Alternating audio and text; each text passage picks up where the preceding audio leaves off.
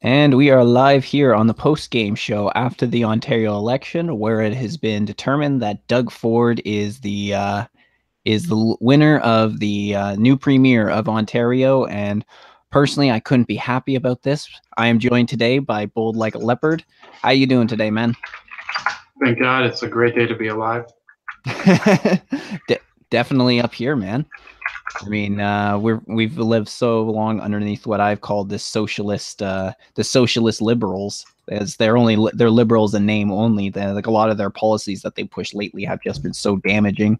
If we're talking about raising taxes, and then they also implemented pharmacare at the beginning of the year, where anybody under 24 years old can get free drugs, which was probably the one thing I was against that, and I was 24 at the time. I'm 25 now, but could have benefited from this for at least a good 6 months. My wife still can benefit from this, but one reason that we've not been crazy about this is because there's currently an opioid crisis in Canada right now in a lot of the major cities. And it's a lot of with the youth right now. So anybody, like a lot of teenagers right now, have that problem. So wasn't crazy about that. And then there's just been a few other things like our Ontario's electricity is owned by a company called Hydro One, and she has been selling that off. That has lined the pockets of the people. Line the pockets of the people who own Hydro One now. There's something that one thing Doug Ford said he was going to do is fire the $6 million man, because that's his salary now after everything that happened with Kathleen Wynne and Hydro One. So, and a lot of his other executives, like his other 14 or 15 of them, have become very handsomely rich because of the sell-off of Hydro One. Few gas plant scandals. There's just been a lot of craziness going on with her. So I'm really happy that he's done and Ford is now the new premier. I mean, I was nervous there for a little while because for the last like almost month or so, they were pretty much having the NDP and the Progressive Conservatives were tied in the polls, so we weren't sure which way it was going to go. But what's really won Ford this election more than anything is the fact that he pretty much dominated the Greater Toronto area. And if you look on the election map, you could just see all the little tiny ridings in there, and that's really the main reason why winning the Toronto area is so important. I mean, there's still a few areas that went liberal, a few areas that still went NDP, but the majority of it really went more for the PC party. So that was very important for Doug Ford to win. It's a good day to be Canadian. Good day to be Ontarian, I should say. Yeah, I think when you were bringing up those polls in the past few weeks, I'd like to kind of examine some of them one day with you. The issue that I'm finding increasingly in the U.S. we have Real Clear Politics, which is it's a useful web page for tracking how the polls are doing. But the problem is that they have to aggregate all of the polls, and some of the polls that they throw in are actually their purpose is to distort the reality. For example, Quinnipiac, which is a university in Connecticut, they have a poll that's read nationwide, and several years ago they were fairly accurate, especially I believe during the Bush administration when he was like really starting to lose a lot of support and people were getting very anti-war.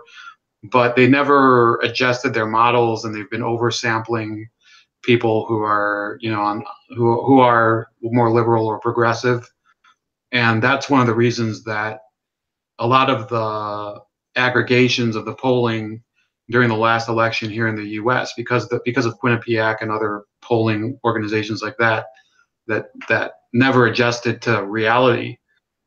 They showed that election was going to go to Hillary Clinton.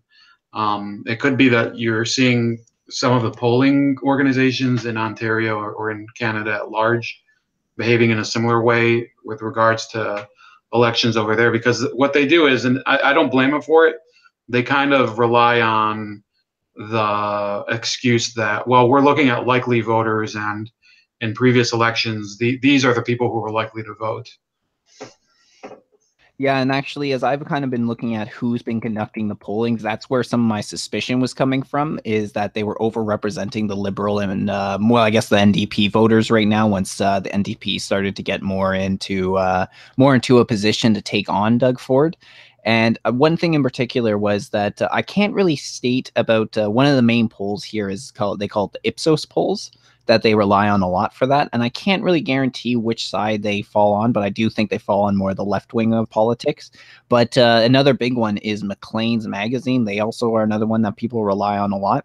And Maclean's just has a very clear bias. They're very well known and they have a good reputation, but yeah, they without a doubt fall on one side of the aisle. They are completely more on the liberal NDP side and against the progressive conservative side. I was watching a few articles that were coming out leading up to the election, and it seemed like it was very anti Doug Ford.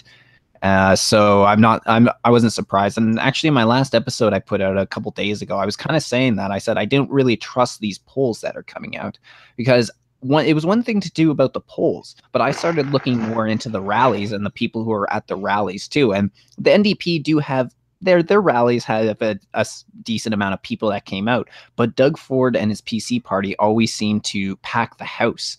About a week ago, yeah, 5 days ago, I guess it was about June 2nd. I just went to one rally that was here in Ottawa, and just to get some footage, and holy crap, like at first it would seem pretty full enough, but by the end I was literally shoulder to shoulder with everybody in this huge auditorium. And that to me, I was like Ottawa is a more conservative area, but I was surprised the hell out of me. And whenever I saw any of his rallies, he was always pulling out big crowds.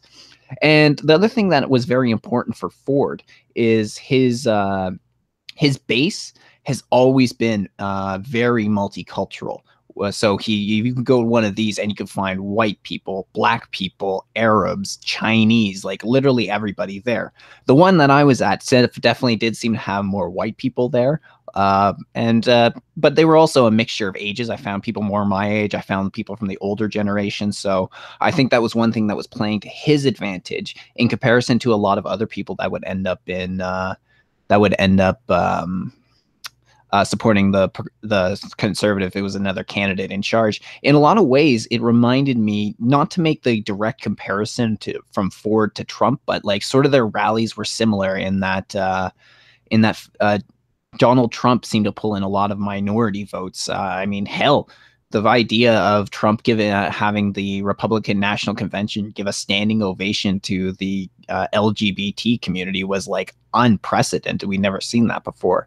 And I think one thing that definitely played to Ford's advantage is the fact that being on the city councilor, him and his brother, it was Toronto, and they were well liked in Toronto. I met a few people at that rally that had come from Toronto and lived in there when Rob Ford, his brother, was mayor, and then Doug Ford was a city councilor at the time, and they spoke pretty highly of them. And one thing that Ford did, he kind of mentioned it a few different times during the campaign, and nobody ever managed to refute it. I never heard anybody refute it. Is he talked about how he outsourced the garbage in Toronto, and he managed to save the city millions of dollars. I think I can't remember exactly how much money it was, but it was multi-million dollars, and he did it without sacrificing any jobs. So that's a pretty impressive thing to do. So when one of his campaign promises is that he was going to audit the books of the Liberal Party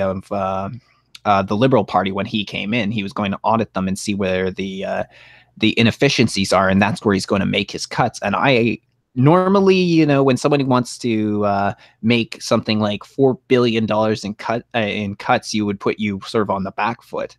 But for him, and especially with everything that we know already about the Liberal Party and how much money they wasted, that's actually a very believable statistic in my eyes. A lot of people, a lot of money could be saved just by going through and figuring how much money was lining the pockets of the Liberal Party's buddies.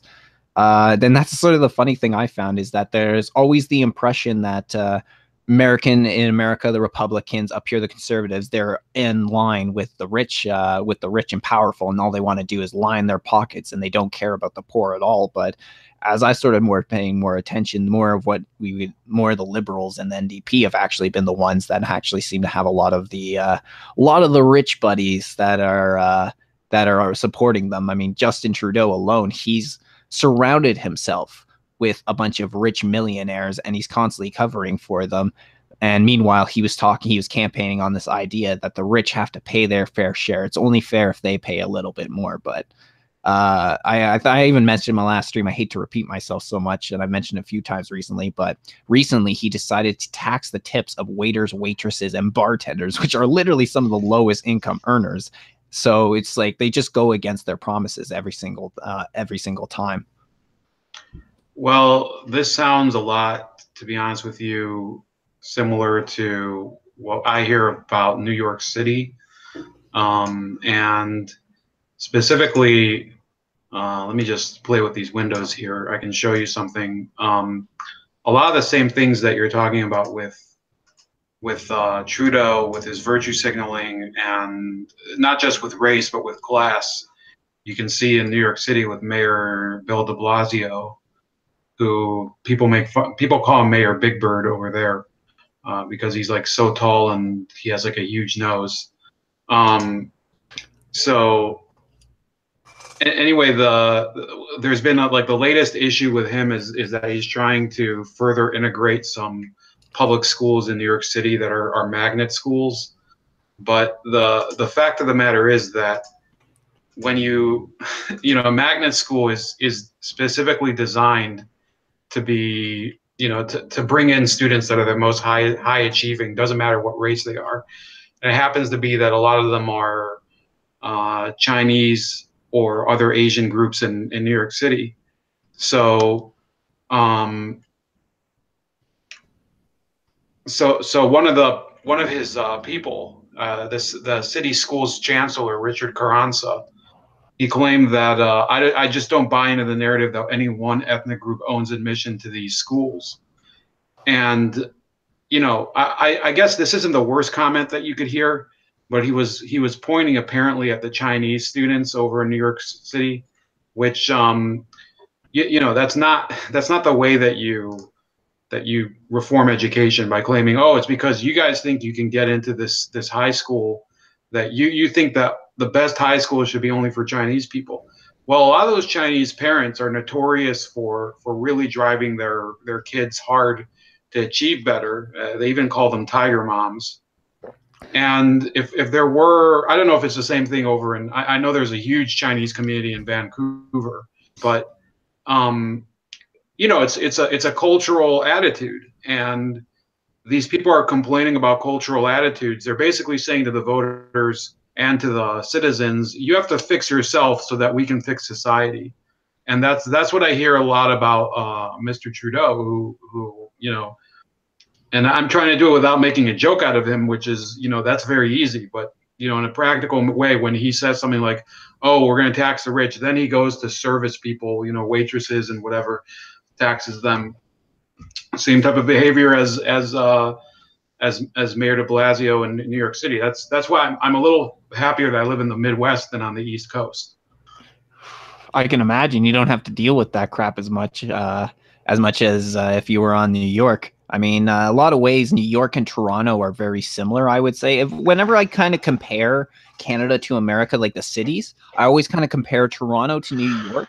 And then Montreal would be a lot more like LA, which is, it's kind of got like a lot of plastic people over there, a lot of fake people over there. And there's like a strip club on every corner of Montreal. It's a little ridiculous every now and then. So, yeah, you definitely made the right choice by being more in the Midwest, although that might, I don't know if you moved out there or something, or you were just lived there your whole life.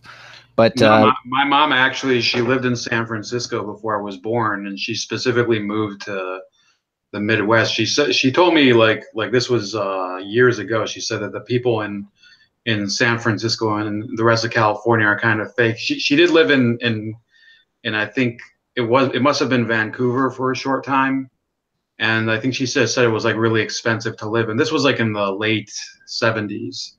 So you know, there's a lot of motivations for people. I mean, this isn't like the greatest.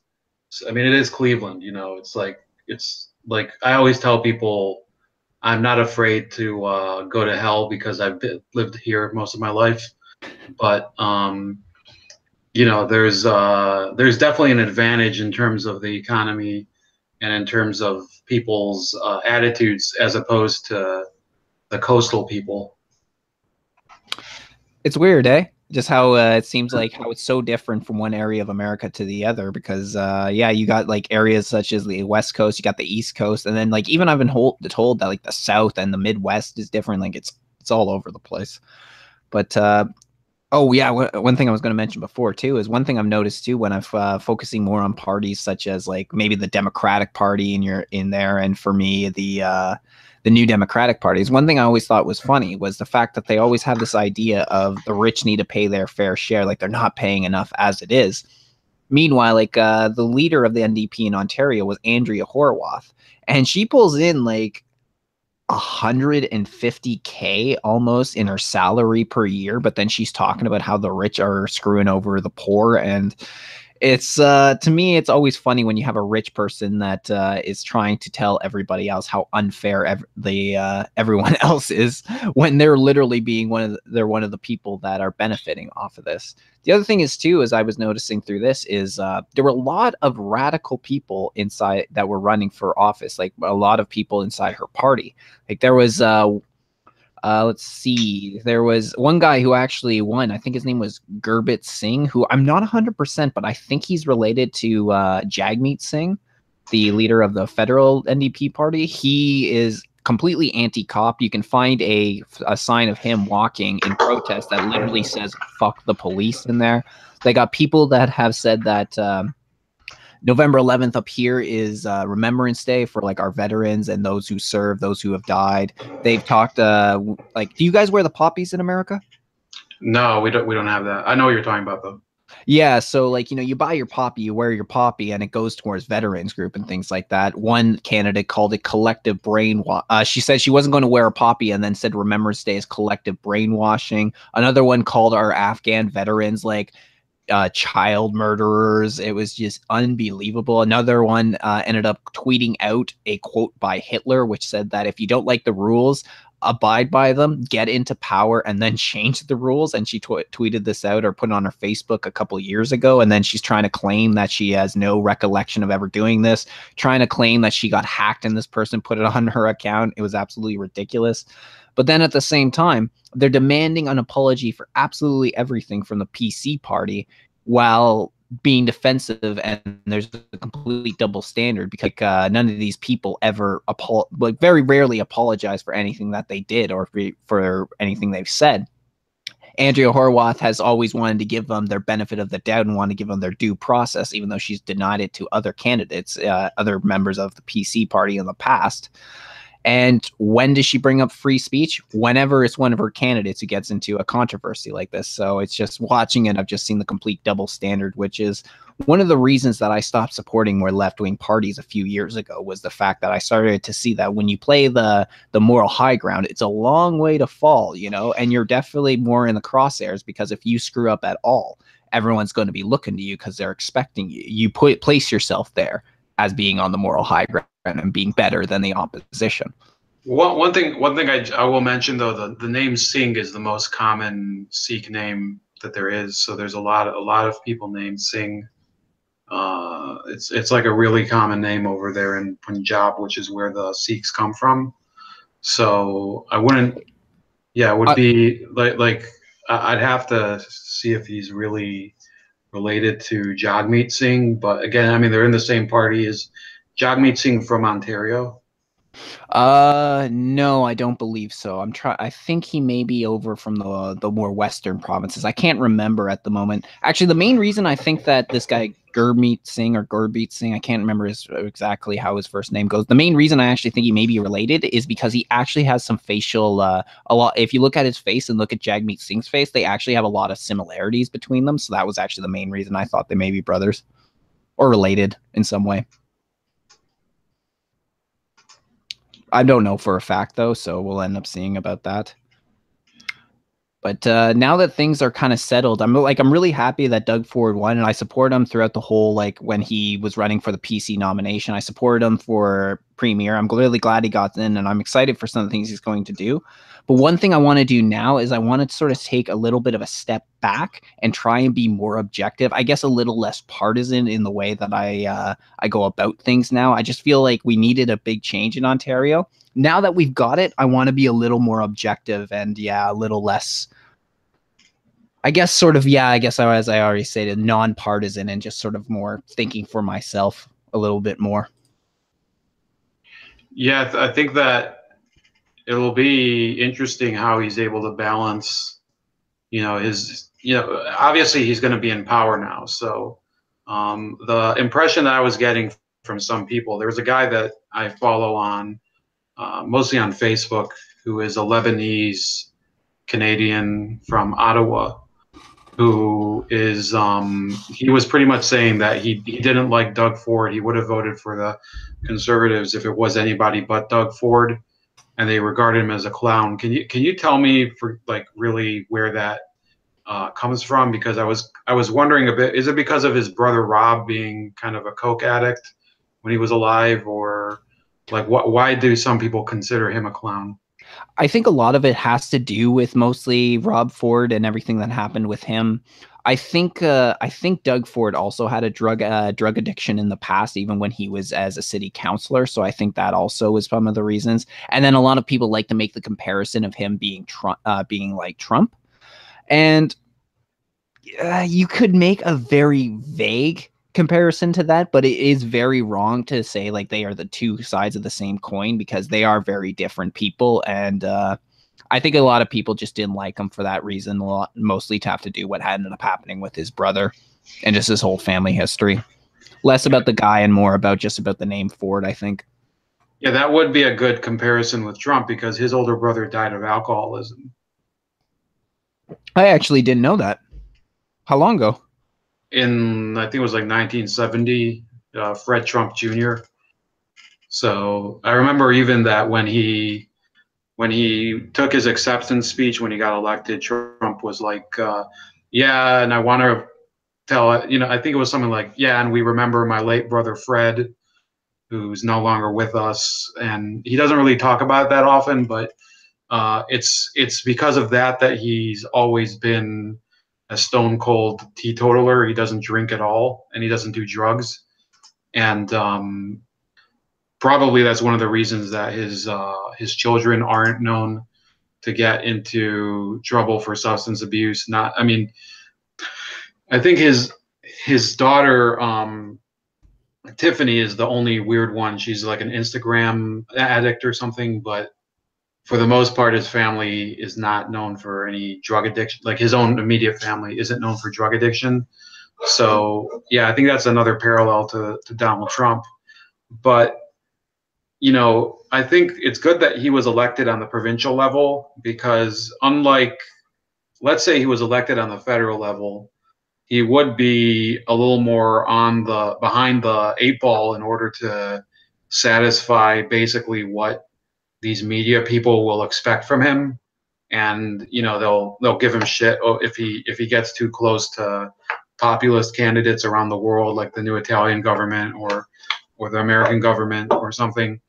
But I think this is, I think getting into some of the, Canada's role in the world, this does hurt Justin Trudeau a lot, what happened this week, because he is hosting a G7 conference this week, or I think it's this weekend, maybe.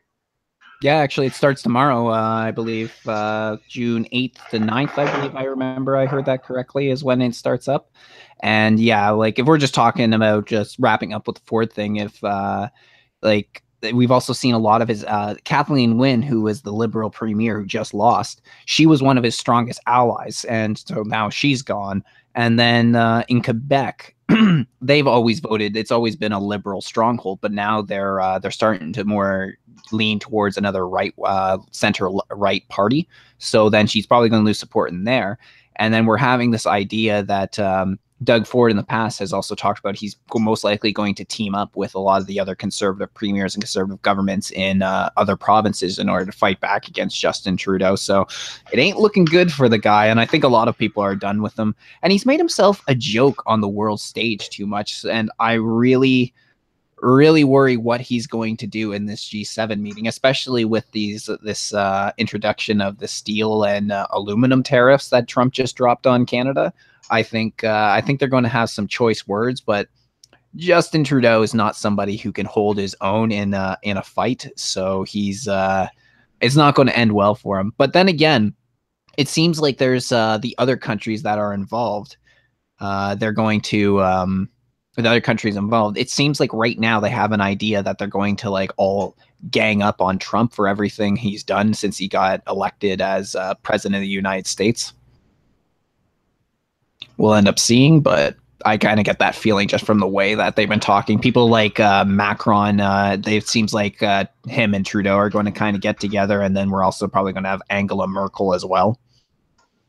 Well, they don't have much that they can rely on because the G7. Now I get it what you mean, but the G7 is actually, there's France, Germany, Italy, Japan, the UK, the US, and the EU, which I don't know why the EU gets basically, if you think about it, triple representation. Like 3 of their members are already there. Like, why the fuck do you need the EU? You might as well have like a country, like any other country in the fucking world besides the EU should get a representation.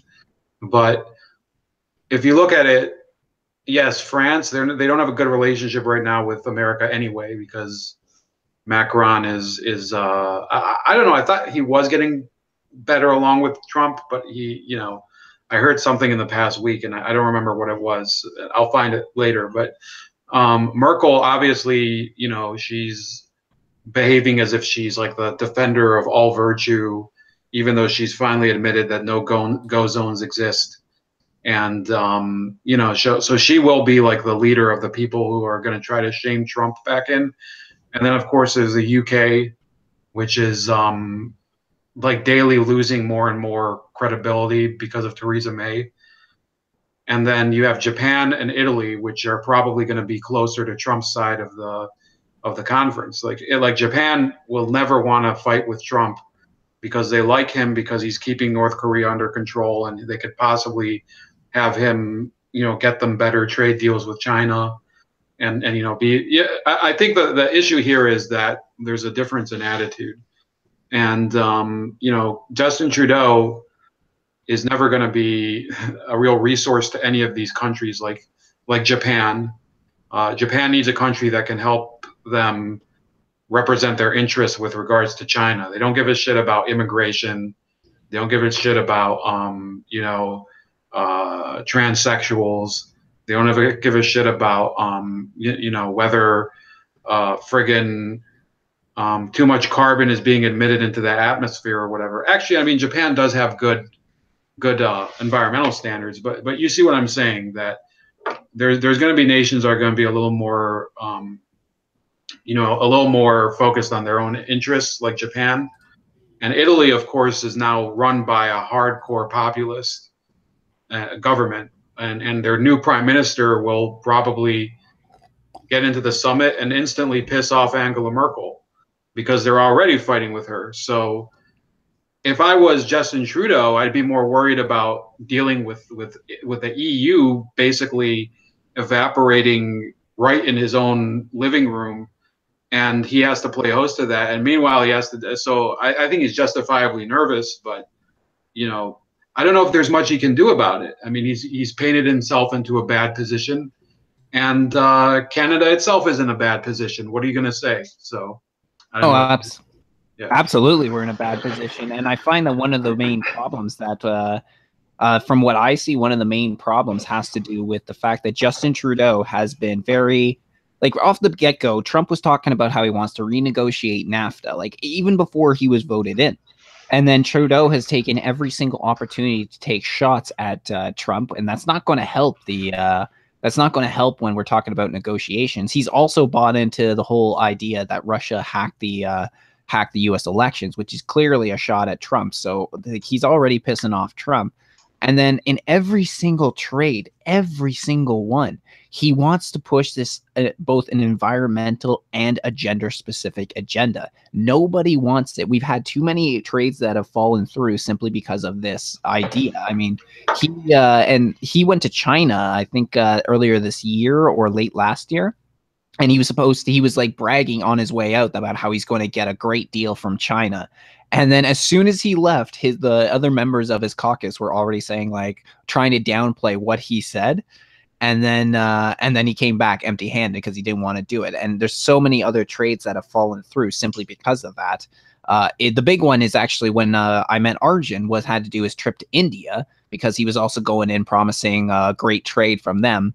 And then he comes back bragging like, we got 250, we made $1 billion deal, trade deal with China. It's going to bring $250 million into Canada, but then $750 million is going into India. So he might as well. He immediately brought us in with a deficit of $500 million from this trade. And I've actually just found out, as I was kind of looking up, apparently Donald Trump has taken a few shots at both Macron and Trudeau on Twitter today. Oh, yeah, maybe I'll check that out. Hold on, I got him pulled up right here. Okay. You're gonna show him on screen? Yeah. You see him? Not yet. Hold on.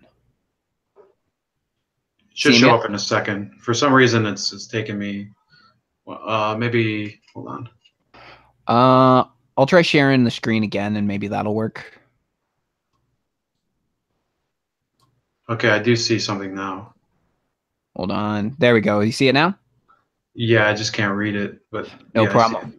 I'll read it out. It looks like there's 3 different tweets. We'll go from the oldest one to the newest. So the first one says, please tell Prime Minister Trudeau and President Macron that they are charging the U.S. massive tariffs and create non-monetary barriers. The EU trade surplus with the U.S. is $151 billion, and Canada keeps our farmers and others out. Look forward to seeing them tomorrow. Second one says, Prime Minister Trudeau is being so indignant, bringing up the relationship that the U.S. and Canada had over many years and all sorts of other things. But he doesn't bring up the fact that they charge us up to 300% on dairy, hurting our farmers, killing our agricultures.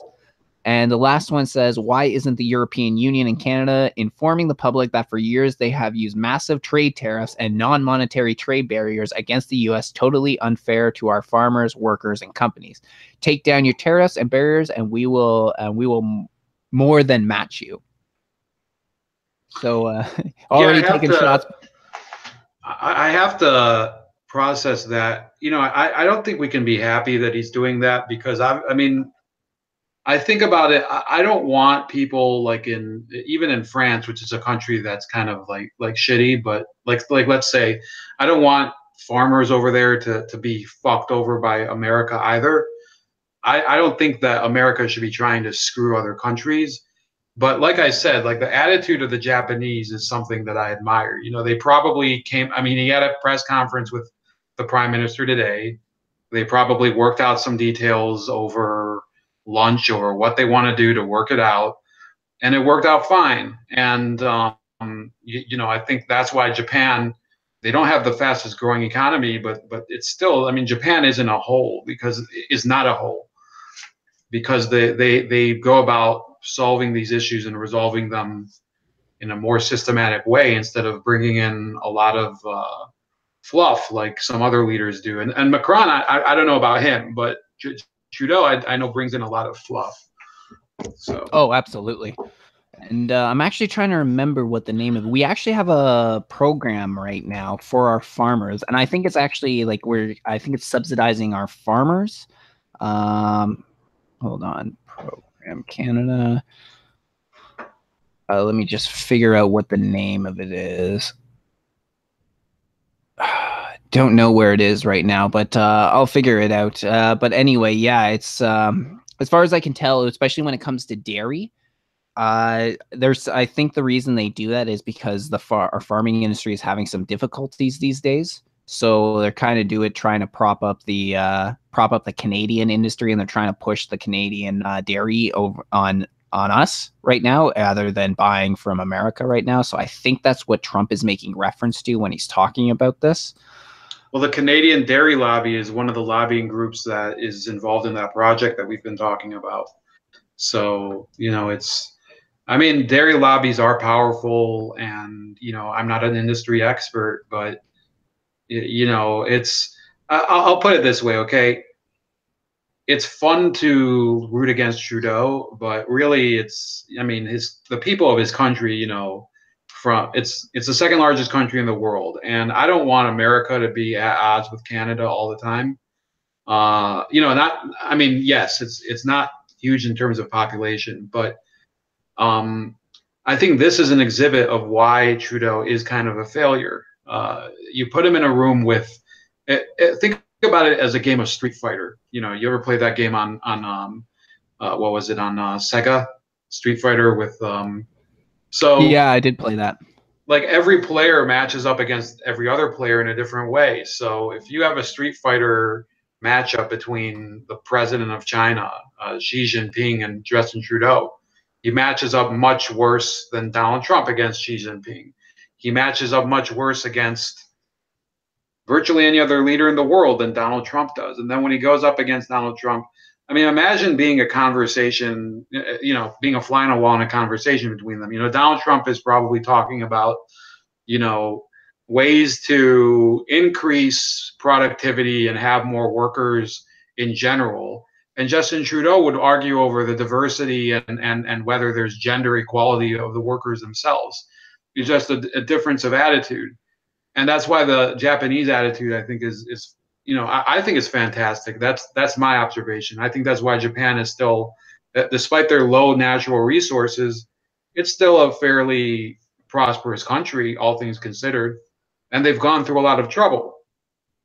So this is a very bad thing for Canada, what's going to happen this weekend. And if it was a different prime minister, let's say it was Stephen Harper, who I wasn't really following politics back then, especially not Canadian politics.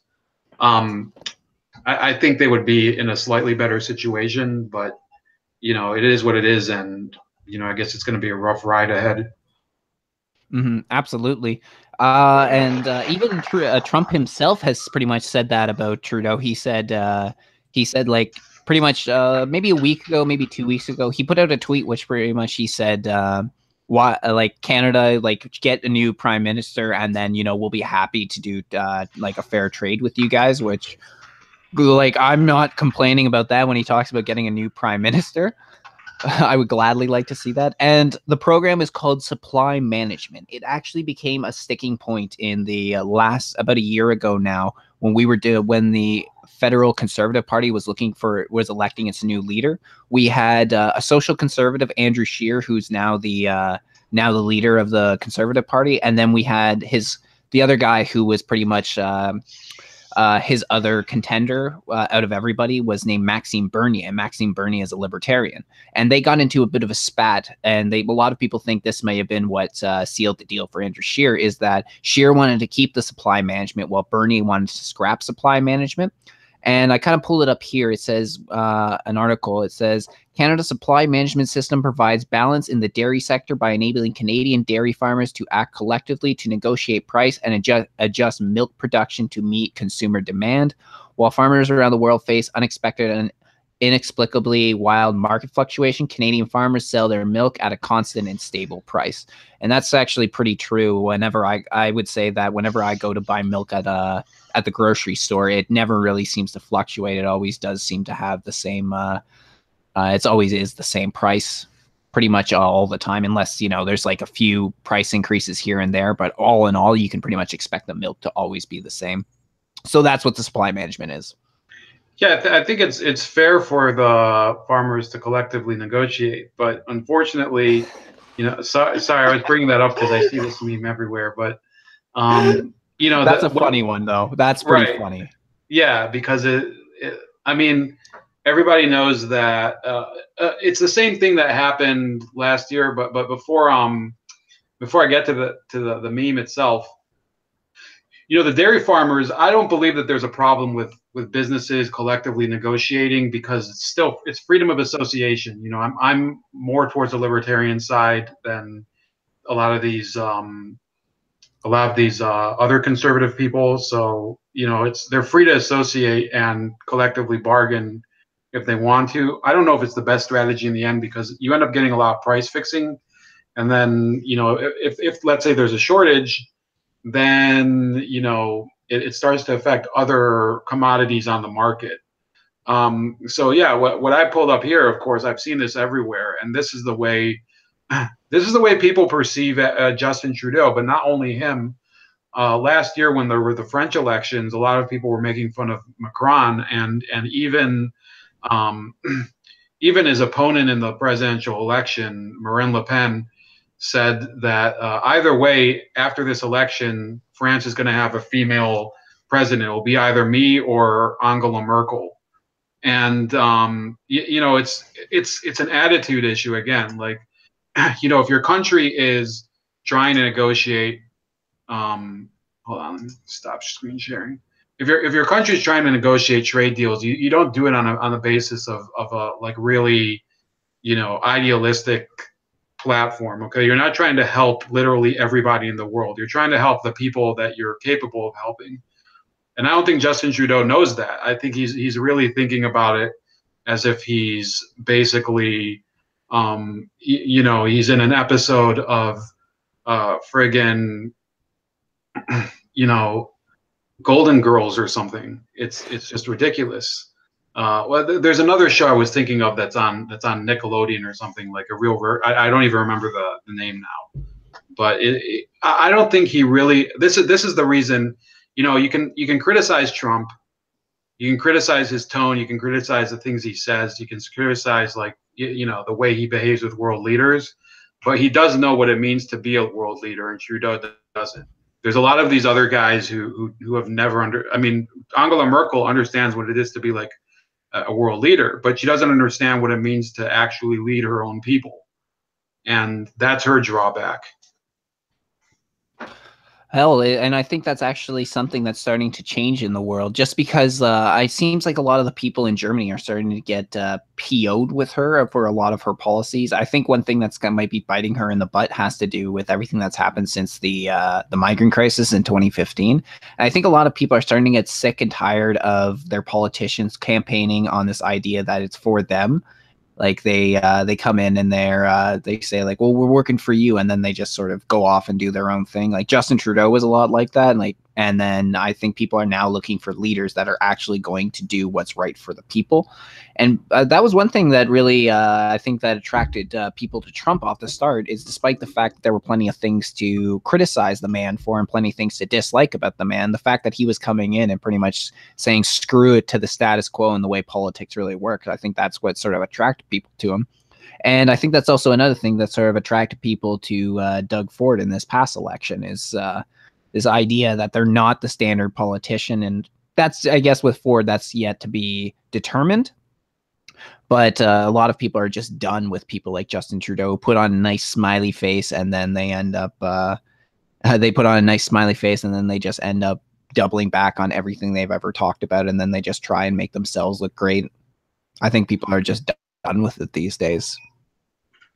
Well, and then we're seeing how things are getting authoritarian in the EU right now, especially if we look at the UK. So, I mean, this is supposed to be underneath Theresa May's conservative government. So, again, a lot of people talk about how labels are becoming more and more meaningless these days, and I think that might be what it's coming down to.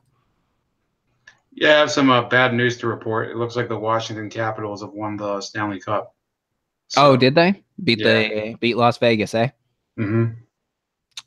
Oh, that sucks to be Las Vegas. I kind of, once the Jets ended up losing, I kind of was like, meh.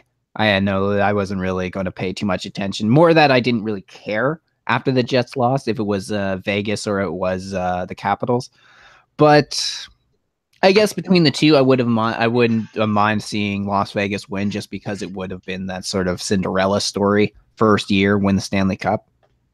Well, Vegas, and I mean, think about Vegas versus Washington, D.C. You have one city that, it lets people gamble and, get up to their bad habits, but whatever happens in Vegas stays in Vegas. Washington D.C., they force people, they pass laws against gambling. They're overturned by the Supreme Court. Any shit that happens in Washington just flows into the rest of the country. So, I guess I don't really care about either team, even though Ovechkin is a future Hall of Famer. But yeah, I was kind of rooting for Vegas just because I hate all of the Washington area teams. It's funny just how almost the politics is what's making just the politics that come out of Washington is what's making people hate the Capitals so much and want to win Vegas to win. Oh, that's too bad.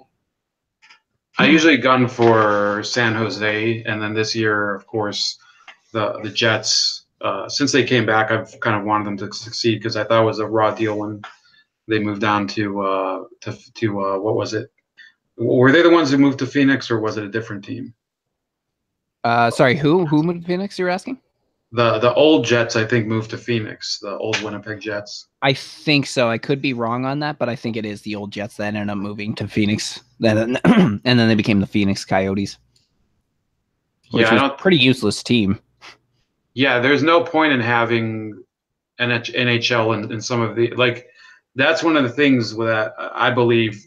Sometimes culture does have a little more value over just raw numbers because there's a larger market period in Atlanta and in Phoenix where they've had NHL teams, but there's no hockey culture, and in Winnipeg there is one. In other Canadian cities, you would get a good crowd of people. For example, in Hamilton, or you could probably fit another team into British Columbia, right? I mean, Vancouver isn't the only large city over there, right? Isn't Victoria a pretty large city? I wouldn't say it's pretty large, but you could probably put a team in Victoria and it might work out. Yeah, so I think, Gary Bettman, who's run the NHL for a long time, he actually ran the league so bad that there's people who haven't watched the hockey for. I used to watch hockey every year, at least several times a year, regular season. I thought it was a great sport back in the early 2000s, and then there were those two strikes, and you just stopped following it at all. Yeah, absolutely. It was just it kind of it throws people off. And going back to what you're saying is, yeah, absolutely, culture does play a difference when we're talking about hockey because the Toronto Maple Leafs, they've been having a rough time over the last ever since the 2010s. I would say they've had a rough time, but almost every single game, their games are sold out. They always have almost a full audience in their stands, and it makes a difference. And the people Toronto fans are pretty hardcore. They'll follow their team right to the end, whether it's good or bad. But yeah, actually, yeah, was it Daniel DeVries in the chat? He was talking about it. Hamilton, actually, even though it's close to Toronto, would have been a very good place for another team if they wanted to bring another team up here. I mean, in total, there's only 7 teams, I think, now, including the Jets. Montreal, Ottawa, Toronto, Edmonton, Calgary, Vancouver, and yeah, so there's 7 teams up in Canada. But if they wanted to, they could definitely bring up another couple teams in a few other areas, and they would probably sell out most games. But instead, we'll go to Arizona. They had a team in Quebec that moved to the Nordiques, Colorado. Colorado is not a bad choice, but I'm saying why at the expense of Quebec? And I've never been to any of these cities, so I'm not saying because I'm I have a huge heart on for any of them, but I'm just saying if we want a big success in a hockey franchise, you put it where there are hockey fans. They put a team in Carolina that used to be in Hartford. I'm wondering if that team's been successful at all at drawing people because they haven't made it anywhere. And I don't really follow hockey that much, but the Hurricanes, to my knowledge, have never accomplished anything. Why would you take it away from Hartford and Connecticut, which is not a Canadian city, but New England has a pretty good hockey culture. Carolina, not a good hockey culture. I mean, it's a very simple thing to think about, and I wonder sometimes. I mean, it's the same type of attitude that you have with these politicians as well. They have a concept that they want to fit society to, as opposed to reading what's going on in society and giving a prescription for what's needed. And the NHL behaves similar to some people like Trudeau. Like he's proposing these deals where he's putting in gender equity things. Were you saying and like, And I mean, environmental. yeah, it's like make the before you try to cook like a massive like wedding dish, you might want to try a beef stew first. Baby steps, and that you can't start from perfection and then work your way up. Well, the thing is, too, is a lot of politicians is they don't ever change their strategy. I mean, like whenever, for instance, everything Trudeau wants, he wants it to be gender equity and he wants it to be environmental. And I think I just saw an article right now that's pretty much saying that Trump is planning to leave the G7 early once it hits the environmental part. And, he just has no interest in it. And I mean, I'm not a guy who's anti-environment. I care a lot about the environment. Mostly it has to be, my concern is on pollution, like air pollution, water pollution. I would say water pollution is my main one that I do worry about. But, we also, when it comes to something like trade, the whole idea is to, one second. The whole idea with the trade has to do with providing a better deal for both sides. And we're trading what the other side doesn't have and what we need. So, for instance, up here, like something like we don't have a lot of fruit and veggies, so we would need to do a lot of trading in that. We have a lot of beef, especially if we're talking out in we're talking over in the the western provinces. They got a large cattle supply over there, so that's a good export. But nobody is really there primarily for the environmental factors. And if we're talking about something to do with that, well, then there's plenty of other countries that don't live up to whether that happened to be the Kyoto Protocol or whether we're talking about the Paris climate deal. They're not living up to what they're promising. I mean, China is one of the biggest polluters out there, and I think India is also a really huge polluter. But what's the point of countries that have low emissions putting whether it happen to cap and trade or carbon prices on their own citizens if other parts of the country, the biggest polluters, aren't even following what they have agreed upon? Well, that's a real tragedy of the climate change movement, the anti-climate change movement, which was a lot of people like me, when I grew up, like there was a huge emphasis on recycling and on conservation and being eco-friendly in your own activity, and was telling people how they could as individuals work on bettering the environment around them, and conservation movements, I think, are the best thing that the conservation movement started here in the USA with John Muir in the late 1800s, early 1900s, and thankfully, it's spread outward. In Canada, obviously, you guys have massive wildlife preserves and everything, and I would say, unfortunately, the Trump administration is rolling back some of those protections for wildlife, and I don't support that. Whether it's for plant or animal life, but nobody's really stepping up to talk about that aspect of it. Instead, they're focused entirely on the climate change emissions issue. As somebody, I took combustion science in college, and the countries that want to deal with harmful emissions already are doing that. The countries that aren't are not going to start because of the Paris Climate Accord.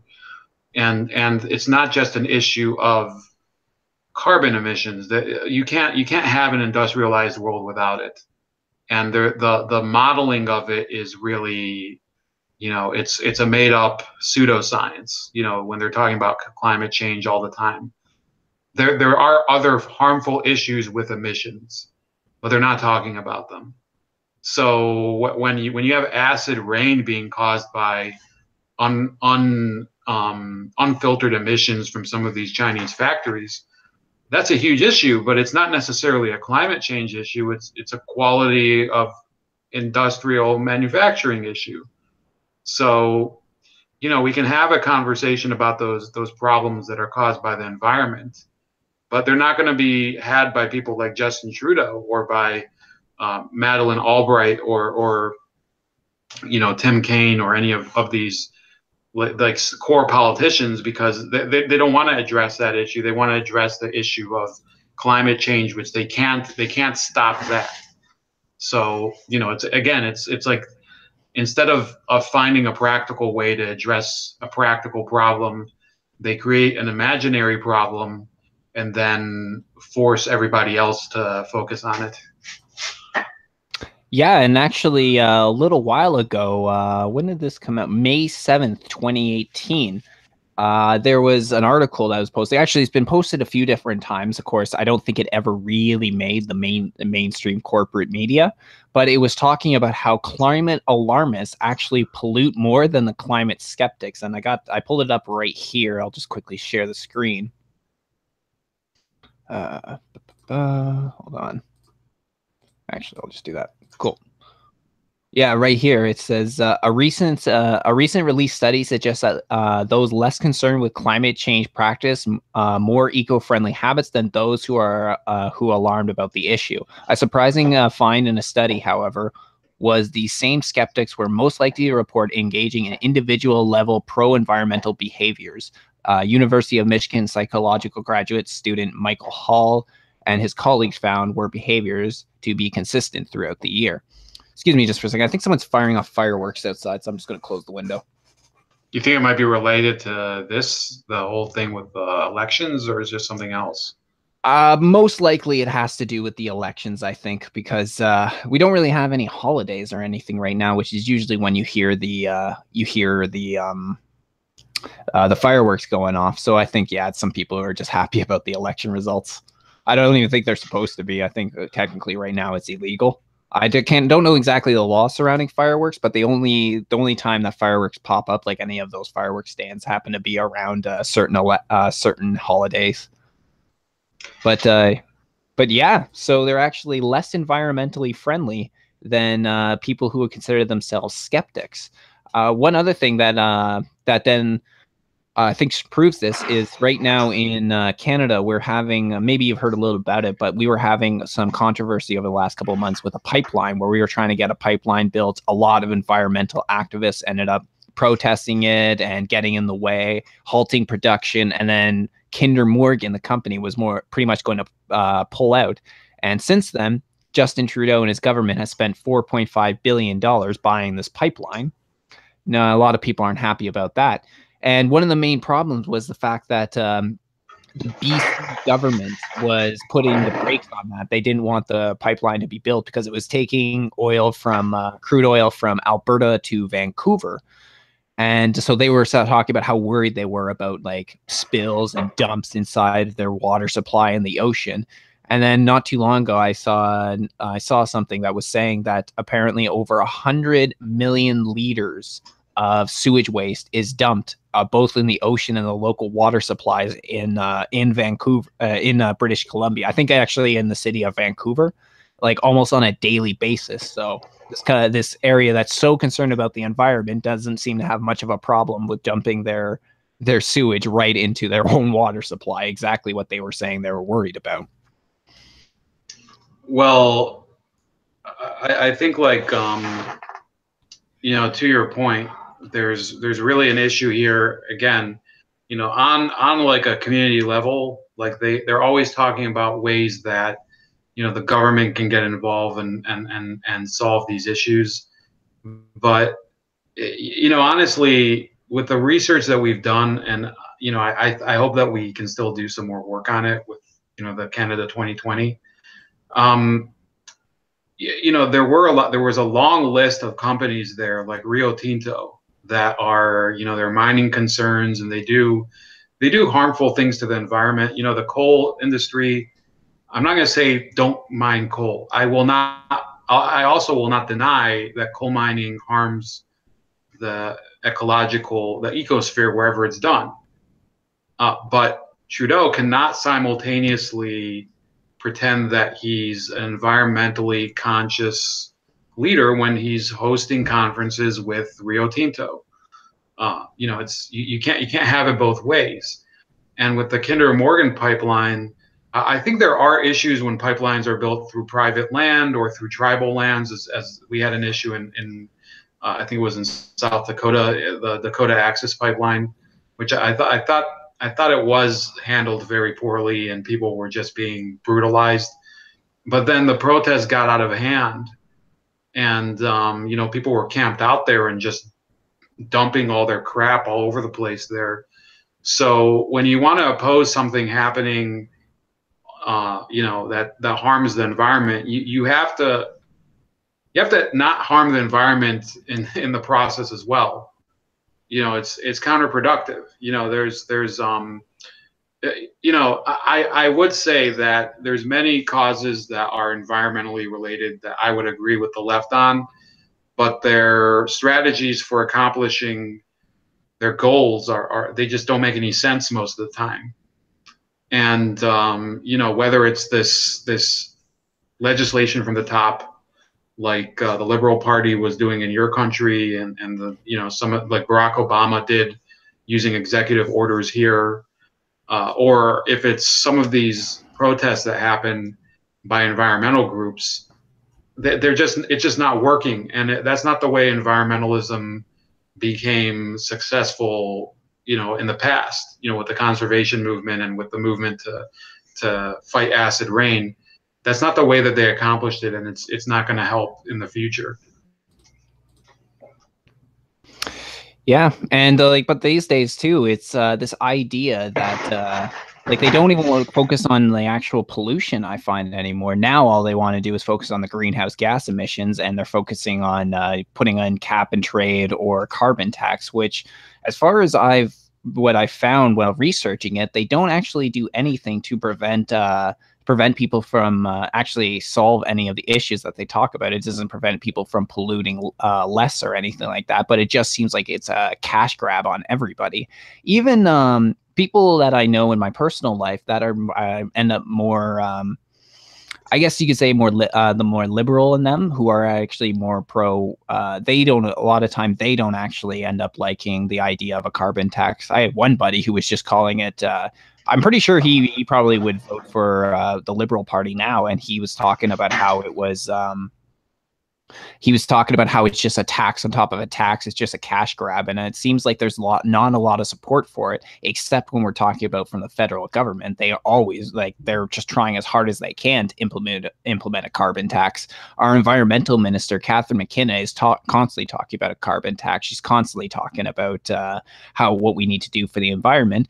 But she's also authorized, recently, she authorized the dumping of sewage inside the St. Lawrence River. So she's apparently a very pro-environment, but then anytime that anybody wants to do a dump, they go to her, and she seems to approve it. And she likes to talk about we need to take public transit, but the only time I ever really see her on a bike or anything, I've never seen her on a bus, like even a picture of her on a bus. She only seems to pull out her bike for a photo op. And a lot of these politicians drive their cars. They have their drivers, their own personal drivers, and they'll take them everywhere. In fact, actually, Catherine McKenna has been traveling all over the world since she was elected. And since she was appointed as environmental minister, she's been taking planes all over the world for this climate summit and this climate meeting with this country and that country, spending. Yeah, she could save a lot of the carbon emissions by carpooling with Leonardo DiCaprio on those plane rides. Exactly. It's just whenever we see these people that are very pro-environment, they just seem to always be hypocritical and do the opposite. And again, going back to that study that we just showed, it's people who happen to end up more on the whole climate skeptic area are the ones that are actually doing more for the environment. I mean, hell, I walk everywhere, and if I'm not walking, I am taking public transit, like the bus, and or I'm getting a carpooling with somebody. And I'm not going to say that there is no climate change or anything, or there aren't some human effects on climate change, but as somebody actually recently, maybe not recently, but I was watching the Joe Rogan Experience not too long ago when they were talking about climate change. It wasn't Candace Owens, because I know that was the most recent one when there was a debate on his show about climate change. But he says, well, we're constantly going through climate change. We're constantly always the climate is always changing, and it might just like it's hard to tell whether humans play a factor or not. But more than anything, we just need to adjust with whatever's coming. We need to adjust with what the climate is hitting us with now. Yeah, I think that certain aspects of climate change, there's things that are happening in Africa. I know that there's Lake Chad, for example, is drying up, but it's a very shallow lake. So, what are you going to do? There's nothing we can try something here in the US and fiddle around and screw around with our industries. It's not going to cause that lake to stop disappearing over in Chad. And, it's really, I think a lot of the people who, I'm not talking about the scientists who push the climate change agenda. I think that there are qualified scientists who believe in climate science. I think there's a lot of scientists who say they believe in climate science, but it's not their expertise. But, they don't have the solution. And I would say that in reality, a lot of their doom predictions are really crap. They don't make any sense. And ultimately, I think if we began sort of an environmental consciousness movement that was like more in the spirit of over 20 years ago, it would do a lot more to help the environment across the world than this current climate change movement. I mean, Al Gore has made a lot of money off of it, no joke. Not just with his movie, but with the climate credit industry. It's really a disgrace what he did to the environmental movement. And a lot of the people who are on the far left progressive side too, beyond Al Gore, the Green Party people and everything, they've bought so far into it that they neglect to talk about literally everything else that has to do with the environment. When I was a kid, we used to talk about endangered species all the time. And I thought, this is a great point. When we have, the spotted owl is the most famous case. Thanks to the American environmental movement, the spotted owl was saved. And there are a lot of species that were lost due to human, human predation of these species. So that's something I think people will support, and we can find practical solutions for it. But they're not talking about it at all. I don't know if you guys hear about it, but I never hear anything about endangered species ever. No, never. I would say that that's something that very rarely, maybe from specific groups, but that is something that has fallen off the map when we're talking about endangered species.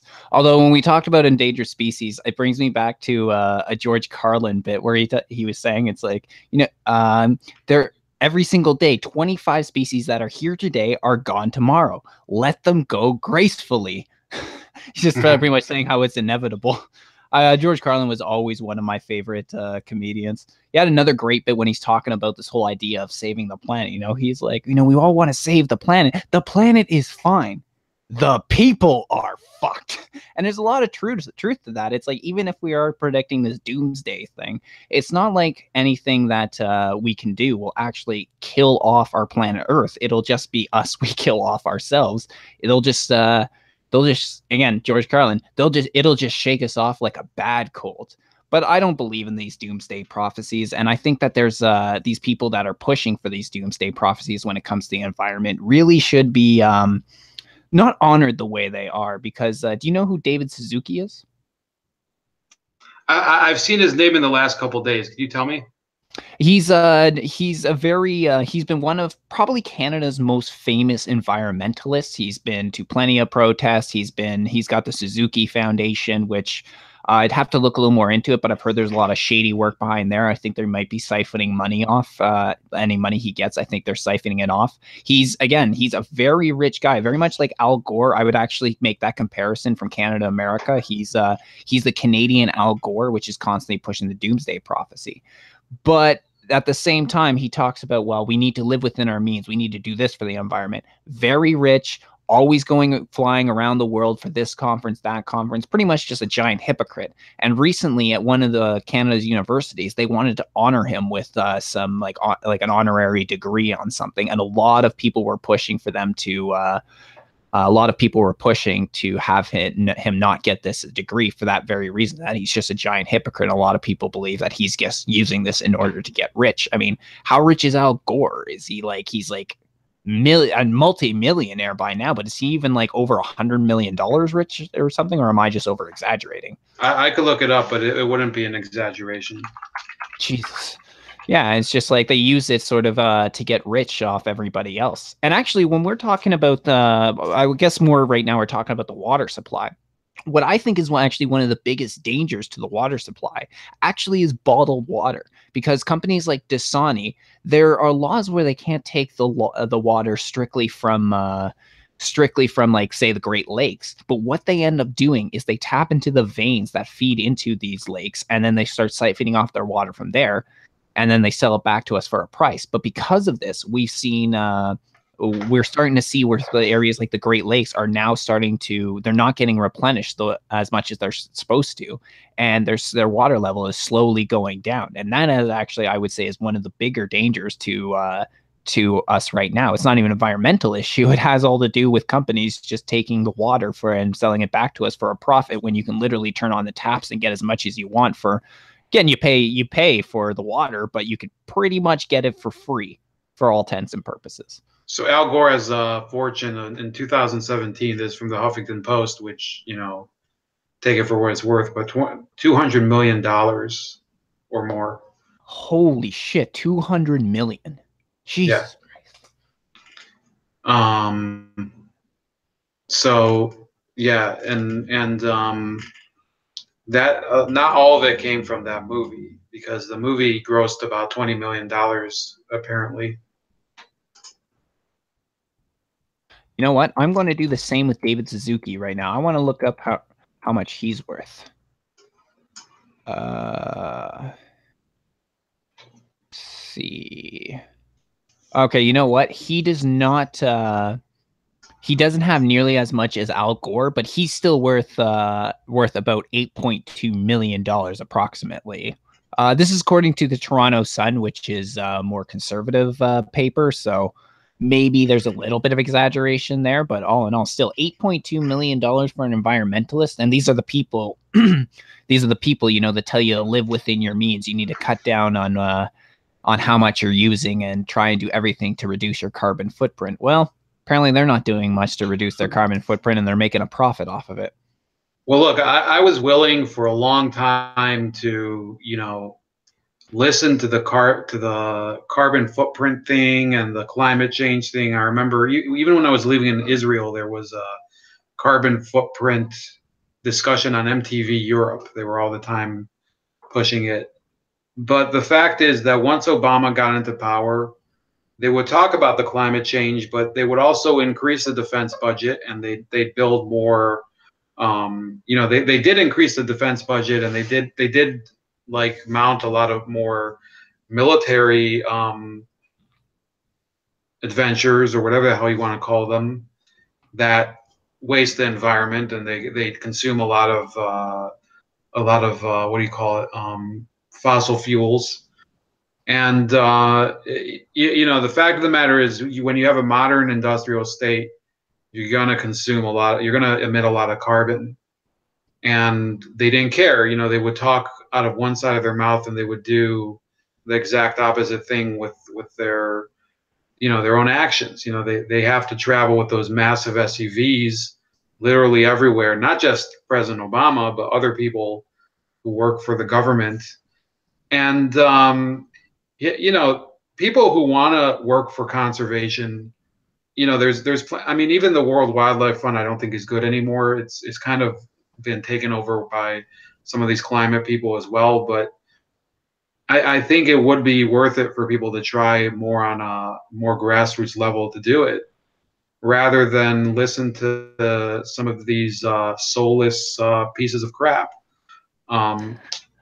It's just not yielding results, and it's sad. Again, it's fun to make fun of Justin Trudeau just like with the trade, just like with everything else. I think he truly believes that he's doing a good job, but he's not doing a good job. This Gurmeet Singh guy, I don't know about as much. Maybe he has a better idea to implement some of those policies. My feeling is that people on the left, when they want to do something that they think is virtuous, they end up doing something that is coercive and damaging. And I don't feel good for people who would want the NDP in power or who would want to re-elect Justin Trudeau. There are ways to help the environment without using this, the powerful jackboot of the EPA like they do over here. Thing is, too, whenever we're talking about, like, they want to make the switch now to green energy. That's the big one. I guess you probably have a lot of the same in America right now. But the whole idea of switching to green energy, whether that happens to be solar power or wind power, there's seems to be a lot of problems there still, because like one thing when we're talking about solar panels, it takes a lot of time for them to be paid off. So a lot of people don't want to make the investment. Also, a lot of times, like when we're talking about mass producing like solar plants or wind turbines, one of the other problems is, despite the fact we have a lot of environmental groups that are pushing for this, at the same time, it's a lot of these environmental groups that actually prevent the ability to set up these farms, because you put as solar panels, or actually maybe a better example in this one would be the wind turbines. You put them in certain areas, and then a lot of the environmental groups come out, and then they start saying how, well, now you're affecting the ecosystem there, because, like, for instance, birds fly into the wind turbines, and you're killing off the birds. Okay, so we can't put them here. And then it doesn't produce enough money for them to stand on their own. It requires lots of government subsidies. So they want to make this transition all the way to green energy when we're not really in a position yet to do it. I'm not opposed to the idea, but we needs to be efficient in and of itself before we can actually make this transition. It's interesting you say that. I used to work for a company that was interested in getting into renewable energy. Really what we were doing more of was LED lighting upgrades, which are a good idea, because every business that has property where you have lights, you can put in LED lights and save a lot of energy, and it's just efficient for both the customer and you help conserve on energy. But in terms of the wind and solar, I've heard a lot about that on the East Coast. For example, in Massachusetts, you'll have proposals for building wind turbines along the coast where there's a ton of wind, and then who protests against it? The liberal rich, like the John Kerry and Kennedy family types that say, well, you're ruining the view, you're ruining the seascape. Then where do you want us to put it? Like in the middle of like the biggest dump in Massachusetts or something, or we have a lot of industrial areas along the coast here in Ohio, so people don't mind it when wind turbines go up so much. But there was even a law passed eventually that governed where wind turbines could go, because of all of these inflated fears of what they could do and whatever. And there's issues with wind turbines, but there's other, like, for example, you don't have to have necessarily a rotary wind turbine. You can have a helical one that kind of rotates on an axis like this. It wouldn't necessarily hurt birds. People just they can't think out of the box because they just keep getting fed the same crap over and over and over again. And that's really the issue with I hate to use like the label the left, but people who consider themselves progressives but won't look in depth into what's really needed to make progress. You kind of have to accept that you have to work with the technology that you have, but then you have to explore what technology is available. And they don't do that. They kind of look at it very simplistically, and then when it doesn't work out for their own personal needs, they sort of hide away and pretend that they can't do that. It's they're virtue signaling, basically, just like what you said with air travel with the minister McKenna. You said. Mm-hmm. So. I guess everybody does it. Everybody says, they believe in something and then they don't live up to their ideals. But, it's much worse if you do it and force it on other people. And I guess this kind of like that's an interesting story you're talking about in the East Coast when they were worried about it affecting their view. It's sort of this idea of NIMBY, not in my backyard. You know, Yeah, it's like exactly. we all want something like, oh, whether it be environmental or take your pick, but as long as it's not located to me, as long as it doesn't affect me. Like again, these are the people who are pushing for this, yet when do they ever do it? I suppose the biggest example for NIMBY right now would be yeah, we can take the example of someone like J.K. Rowling, who is pushing for people to bring in more immigrants, but yet she lives in her own mansion with like 14 spare bedrooms, or even a better one, Meryl Streep, where she talks about how you need, like, she wants to take away gun rights, and she's against the idea of borders. Where does she live? She lives in a walled off community, and she has armed guards everywhere she goes. So as long as everyone else lives up to their expectations, but they don't have to follow the rules, they don't have to live up by their own standards. Yeah, Meryl Streep, who, well, years ago, of course, she was in a number of great movies, and they're movies that for some reason men don't watch. So, they're great movies for half of the population, but somehow last year she became the voice of America's conscience for some reason. And then the whole Me Too movement happened, and she had that ridiculous speech where she claimed, there needs to be more people in the arts speaking out and whatever. And real art isn't mixed martial arts. Well, she showed herself to be one of the most elitist people that attacking MMA, kind of in a snipe or something. Maybe she wasn't being serious about it, but eventually, people pay attention to a comment like that. Then when the Me Too thing happened, everybody brought up the issue of her standing up and applauding when Roman Polanski won an Oscar when he's still in Europe, like not agreeing to be extradited to the U.S., where he ran away after being convicted of raping, I think it was like a 14-year-old girl. So she stood up and clapped for him, applauded, even though it's been known for, I think, about 30 years now, that 40 years. He's been on the run for 40 years, won't come back to the U.S. because he raped a girl and won't come back here. And, people notice that, and they're not forgiving her. The people who don't care are not going to care. They say, well, she's being a good symbol for the Me Too movement. Well, if the movement is about being a good symbol, then that's not an accomplishment. That's the same as those people who wanted to elect Obama in order to better the plight of Black Americans. Well, once he got out of office, a lot of blacks were like, well, what did he do for the Black people? Not that much. And a lot of them are complaining now. Well, he did more for Mexicans than he did for us, and he did more for gay people. He did more for Iran, and he did more for Israel by giving foreign aid to them.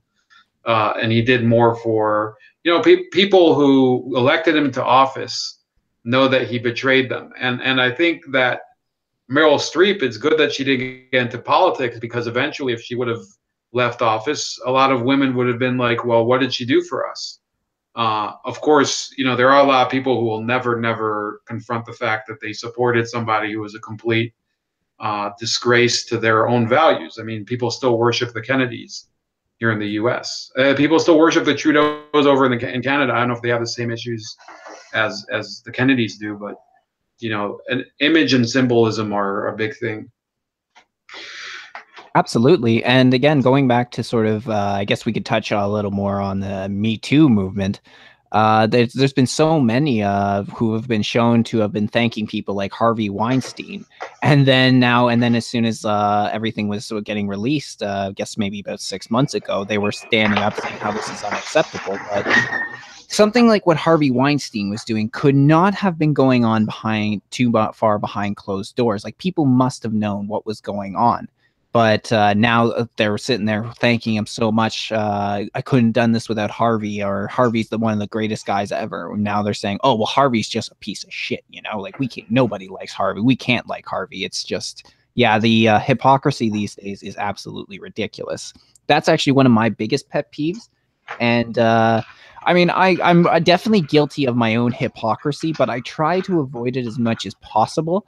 And I'm sure even there are people who could probably go through my old videos and stuff and find a few examples at least. But that is something I try as much as possible, is not to be a hypocrite, because I find it's one of the biggest sins, if I can use that example right now. Yeah, there were a number of people who, that, like you said, they virtue signaled once Harvey Weinstein was discovered, but only a few people really confessed that. There's this guy, Scott Rosenberg, who wrote a big confession, and he said, I mean, this is from Vulture, so I'll just show the screen for a second. He says in, like, very clear terms, he says, let's be perfectly clear about one thing everybody fucking knew. And do you know how I am sure this is true? Because I was there and I saw you and I talked about it with you. You, the big producers, you, the big directors, you, the big agents, you, the big financiers. So, it's very embarrassing that somebody like Harvey Weinstein is so responsible for a lot of the great films in the U.S. And it's gonna, it's real. I mean, the truth of the matter is that Hollywood is not addressing it properly. They're still, instead of addressing that, they're putting out crappy films like Solo and that other one, the new Ocean's 8 that's coming out, and they're trying to use message as opposed to reform in order to assuage the issue. But I really don't know how much it can be helped. I think the best people can do sometimes is not go to watch movies that they think are going to help these studios. But, that's part of human nature. I think institutions do get corrupted. And I'm not trying to manage Hollywood's affairs from, the Midwest. Hopefully, ideally there would be more local film industries that would be generated. Like places like in Toronto, they do have kind of a film industry. I don't know about where you live. Here in Ohio, I mean, what are you going to do? You can't. This isn't like the proper place for beginning like a big arts movement. But I think at least there could be other places where different film industries could develop, and maybe if, like, again, like the more there's less, the more that an industry is decentralized, I think the less abuse happens. But we're still talking about an industry where you need a film to succeed by being distributed in as far as possible. So God knows how to make that happen.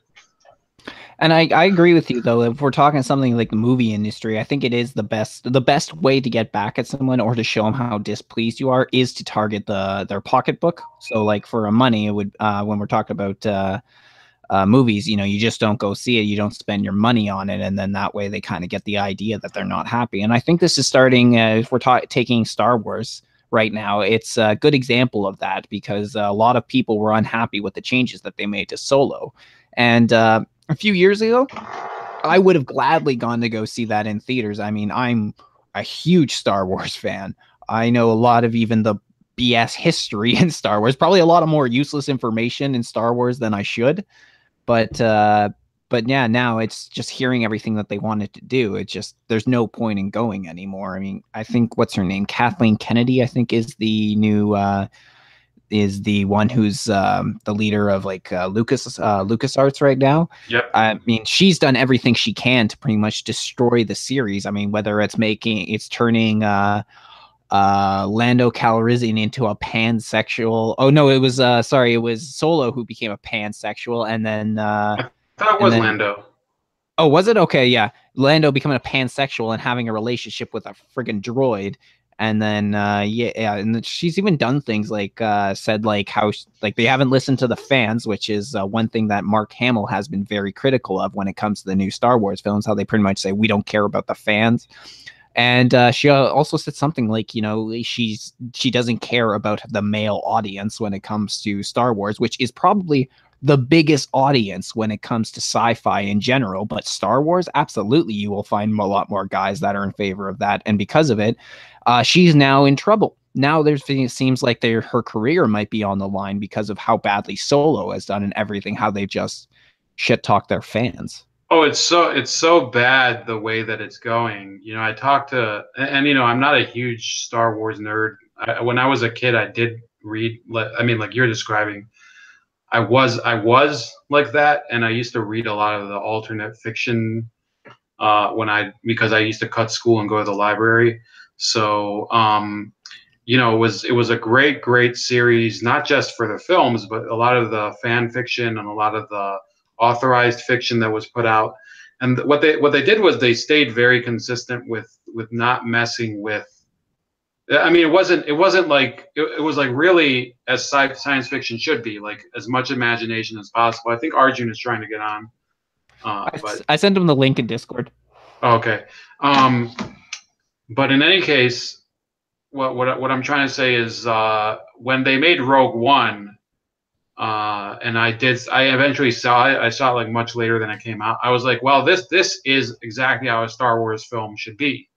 It's like really, you know, plot oriented, not a lot of crap that has to do with messaging and you know, telling the audience basically how to, you know, wipe their own ass. And Rogue One was a great film, and probably you know, good enough to be part of the, you know how it's like a Star Wars story. It was good enough to be one of the quote episodes, you know, the ones that are like, you know, part of the trilogies or something. It was. I really did like it. And yeah, I actually enjoyed Rogue One a lot as well. I thought it was a pretty well done movie. How's it going, Arjun? Yeah, what's up, Arjun? I'm good. So how you guys doing? Thank God. I'm doing good, man. Doug Ford won the election, so I can't complain too much. Yes, it should be a party, dude. You should be celebrating more. Yeah, well, I'm happy about it. Definitely a change that we need in Ontario right now, living underneath the Liberal Party for 15 years. And then the NDP, it was really risky there with them wanting to come in. Yeah, no, I'm happy about it. But now, as I was saying to Bold a little bit earlier, now what I want to do is now that he's in there, I want to take a step back and try and be a little more objective with everything. And I'm going to try and be a little more critical of the guy just because I'm trying to be a little less partisan these days. So I'm happy he won, and I'm excited for the changes he's going to bring, but I'm going to take it by a policy basis and sort of how he acts inside of the premier office. Nice. By the way, how much did he win by? What margin did he win by? The final results I'll have to check. I think it was probably something closer to 6% margin or something like that. I can pull it up right now. He got last time I checked, he was projected for 74 seats. Mm-hmm. And the next leading one, actually, I can't remember what the NDP was. He's been elected to 76 now. It's 76 now? Yep. Damn. He's doing well for himself. And what's the majority mark? 63. He needed to get about 39%. I believe it was 39%, I think, to get the majority government. Yeah, but 63 seats, and he had his majority government. Awesome. Oh, by the way, what you guys were discussing Star Wars just now. Rogue One, it was a very good movie. I did see it, by the way. I saw it in the hall. It was awesome. I don't know what the hell they did between Rogue One and whatever came next, but they fucked up like bad. Like I haven't seen Han Solo yet. I heard it's not as bad as people are saying, but you know, I mean, I don't know. It was released. It was released on the 25th, and by the next Friday, it was gone from the halls in India. That's pretty surprising. Damn. I mean, In 1 week, it was gone. how many movie theaters are there in Calcutta? Like multiplexes, there'll be about 30, but single screens, there are a few. There are maybe another, you can say 40, 50. Yeah, it's pretty Fair enough. bad. Yeah, Jesus, man. Like the more, like the thing is too, is that I find is whenever they want to shoehorn feminism into these sort of things, it doesn't go over too well. But like nobody has a problem if you just want to put like a strong female character inside of as the lead, you know. I mean, hell, how well did the Hunger Games do? And it was based around a strong female lead. I watched the movie. I thought it was a great movie. We can like the character, the game Tomb Raider. It's based around Lara Croft. That always did well. I think the movie back in 2001 with Angelina Jolie did really well. But it's just whenever they want to shoehorn this in. I mean, when we go back to something like not yeah, even fat women. I mean, Miss Pac-Man did like very well in arcades when I was a kid.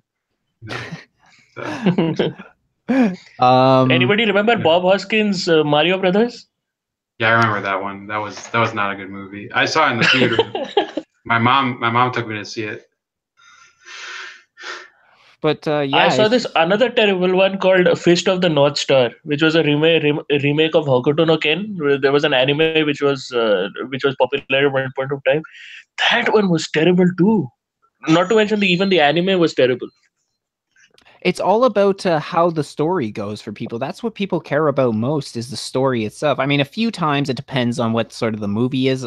Again, like something like if you guys have seen Starship Troopers, that one didn't have the exactly great acting in it. That one was probably wooded it more for the action sequences that were in there. But I did enjoy that movie a little bit. But for the most part, people care more about the storyline in it. And whenever you're just going to add stupid shit into it, then people aren't going to enjoy it as much. I remember from the first movie, not the first movie, sorry, the Force Awakens. Now, I watched it, I enjoyed it, but there were one thing that kind of did grate on me was the fact that in that movie, what's her name, Rey?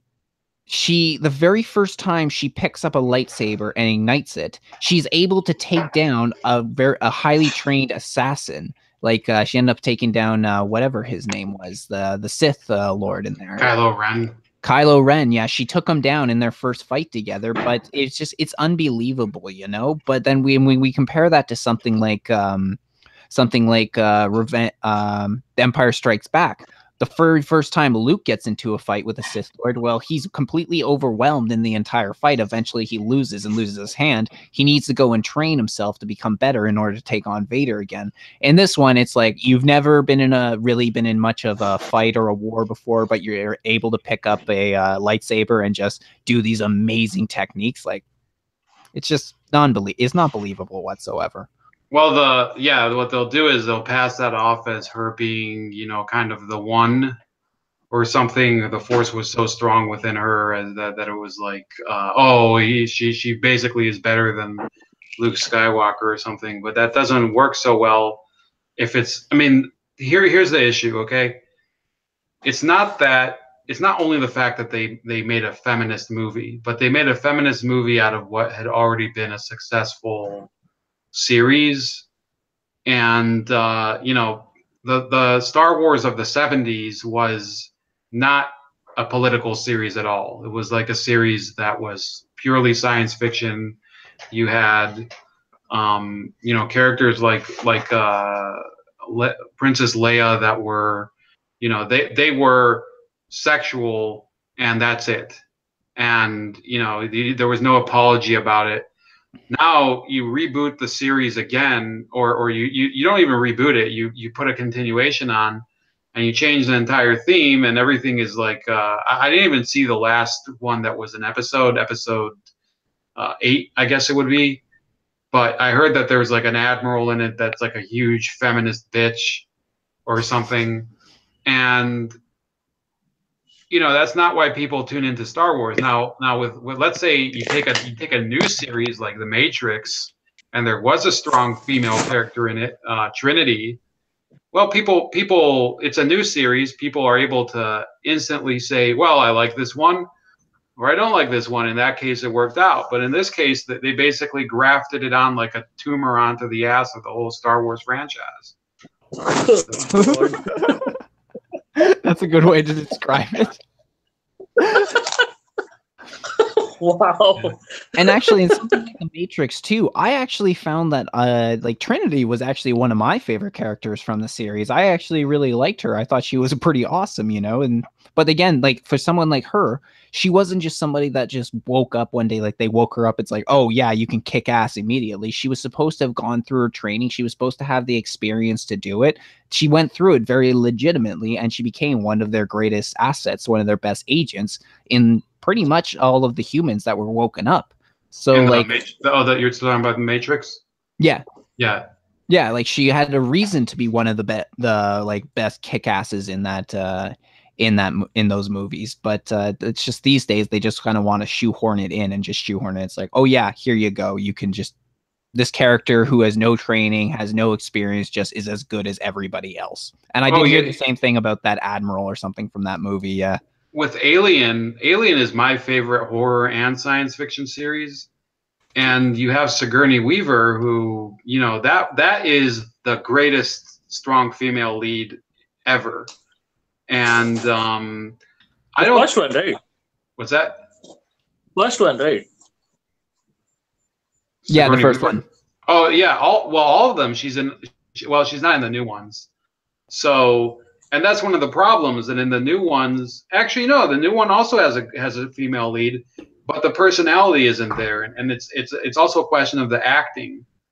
And in those first Alien film and the other sequels, she was just she was doing a fantastic job just making the action scenes believable. The fear reactions were just very genuine at the time. And you know, the film itself, you know, it was a new thing, the whole xenomorph thing eating the fuck out of you, and like the face hugger and everything. So all the other elements were strong.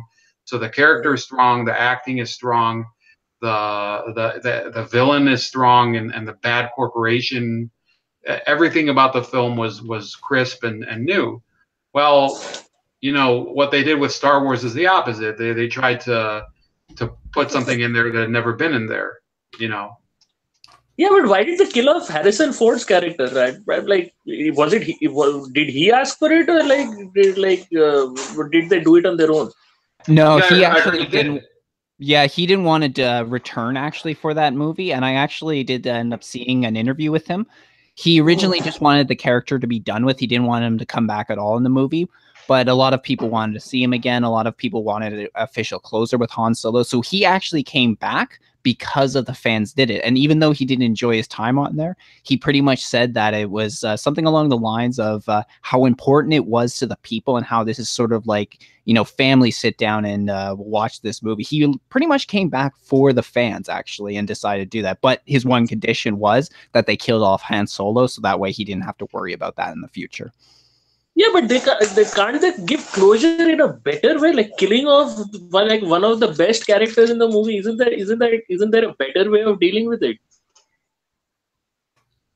Maybe, but again, I think he wanted no possibility of coming back. I think he was just done with the character. I don't even think he was a huge fan of doing it originally when he did Han Solo, but no, he wanted to be out and done officially. So I think that's why he asked for his character to be killed off.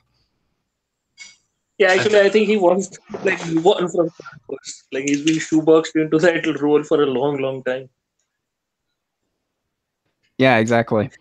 Besides, by the way, one thing about Matrix, though, you were talking about like Trinity being a believable character. Like, one thing unbelievable about Trinity was how quickly she fell in love with the main character, right? Like Neo. That was unbelievable for me. I saw it when I was in the 9th grade, I think, or 10th grade. I don't remember when I saw that, but it was unbelievable for me that she fell, even at that time, that she fell in love with that guy so quickly.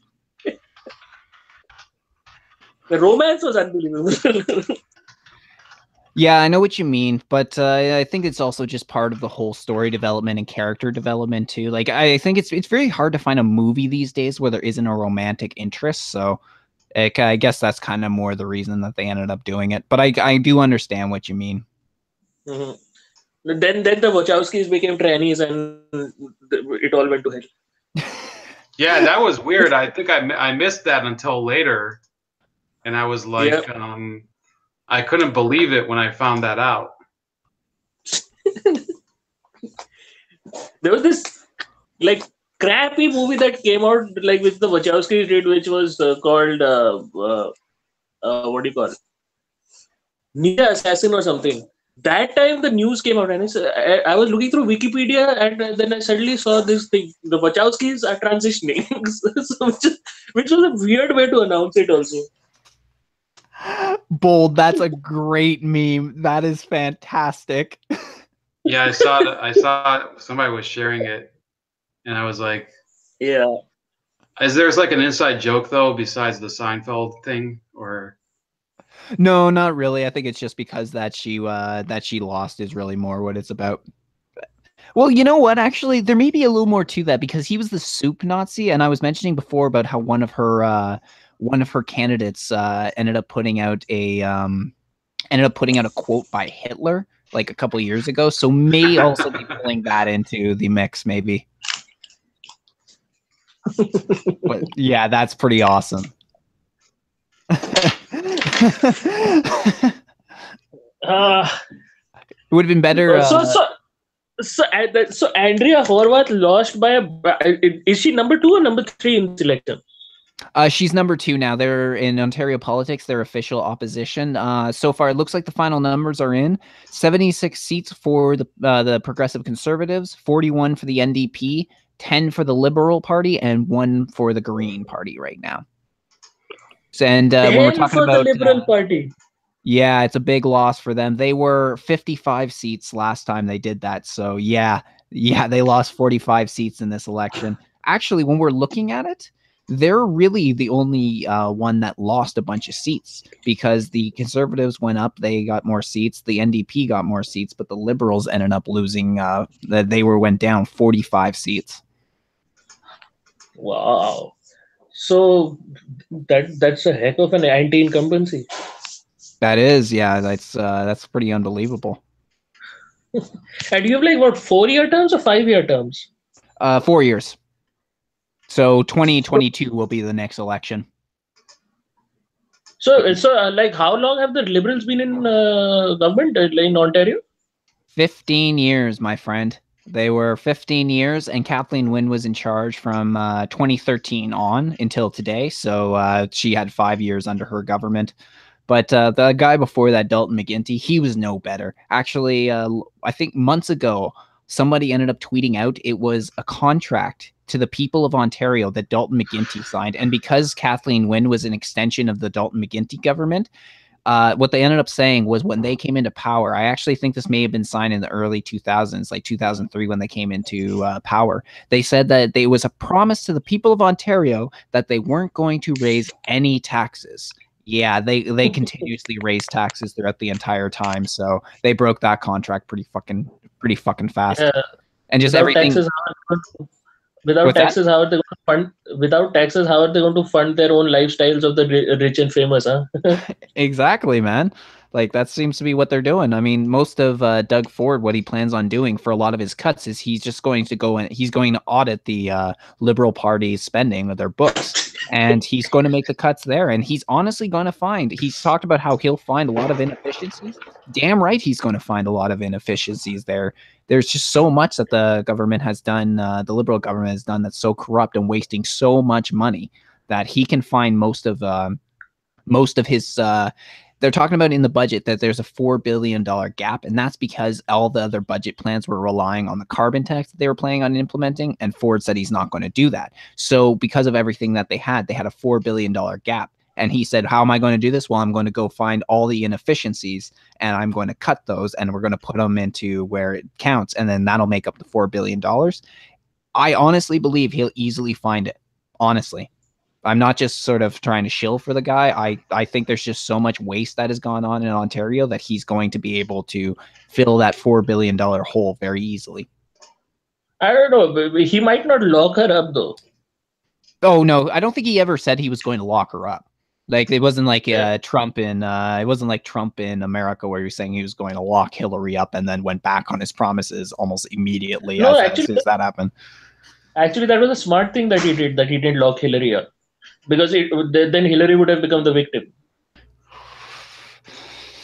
Maybe, but it was enough that people wanted to lock her up, because that makes Hillary unelectable then.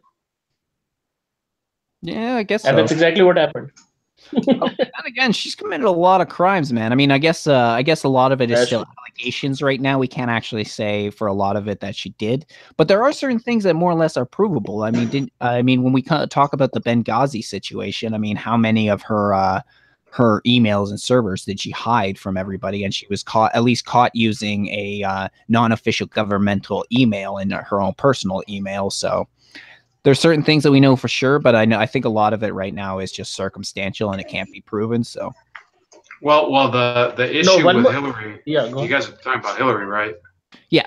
Mm-hmm. So it's not necessarily an issue of proof. It's an issue of whether the prosecution is willing to bring charges, and they're not, because there's so many people who are wrapped up in the same corruption web that she has, because there's still stuff that I'm reading about that they were doing in Arkansas in the 70s and 80s that has never been adjudicated. That to think that now that they have all this power and financial influence, that they're going to be effectively prosecuted for that is a joke. I don't think that they're going to be prosecuted. I think that the worst consequence that's going to come out of everything she's done is just more public embarrassment. Yeah, I guess you're right on that one. More public embarrassment, but actually, one thing that I saw the other day, and I haven't had too much of a chance to look into it, but have you heard about this whole thing? This allegedly that there was like a child trafficking camp that was found by this company CMEX, and apparently they have some donations from the Clinton Foundation. Is that the one that was in the Southwest and there was that video? Yeah, I think so. I haven't had too much chance to look into it or how legit it is, but I just kind of heard it in passing, and I think I looked up like an article or two. But apparently, police are saying that it's not. It's actually a homeless camp. But then there's a lot of some of the photos I've seen looks a little suspicious. There was like straps tied to a tree and stuff. And yeah, I guess it had some connection to the Clinton Foundation, apparently. Yeah, I don't know. I mean, it's very easy to jump on a story that people claim is linked to the Clinton Foundation, but it's very difficult to, because they're so dirty that sometimes you just believe things people say about them, and then later you find out that people misattributed it, or they made it up. But there's so many things that have already happened that are easily verifiable that are connected to them. I mean, look, they were connected to cocaine lords in Arkansas in the 80s, and Bill Clinton's head of personnel at the White House was Dan Lassiter's personal secretary, and he was a major cocaine kingpin. I know I'm like mentioning cocaine, it's causing Arjun to think about it, but anyway, no, I was just doing that gesture. For some reason, when I talk, I see Arjun's screen. But in any case, there's so many things that they've done for so many years that you don't know what to believe anymore. It's almost like those Elvis stories. There was the Elvis fool's gold sandwich story that everybody talks about, and you wonder if he really could eat it. Well, apparently he could. So I wouldn't be surprised if it happened, but I'm going to wait till I get some good evidence of it, and then maybe I'll address it. But I'll tell you what, I've read 4 books about the Clintons that I still haven't written reviews of, because there's just more and more information coming out about them all the time, and I just don't have the time to just dedicate the energy that I used to into just talking about them. Wow. That's a lot to process, actually. Well, the one thing that one thing that that's pretty much more come out though is that they were siphoning off money from the Haitian Relief Fund towards their own personal gains. I mean, I know that recently, maybe in the last year, I shouldn't say recently, but maybe in the last year, there were a lot of Haitians that were protesting them because a lot of that money didn't come in. And I think that's more or less been proven by now. I think they found a paper trail of the finance accounts that have been linked back to showing how it didn't go into the Haitian Relief Fund and went, at least if not into the Clinton Foundation, it went into like their pockets or something like that. Yeah, I have. Peter Schweitzer wrote a book about it. I think I have it right here. 1 second. Bold is keeping us in suspense right now. Yeah, this one. The Clinton cash.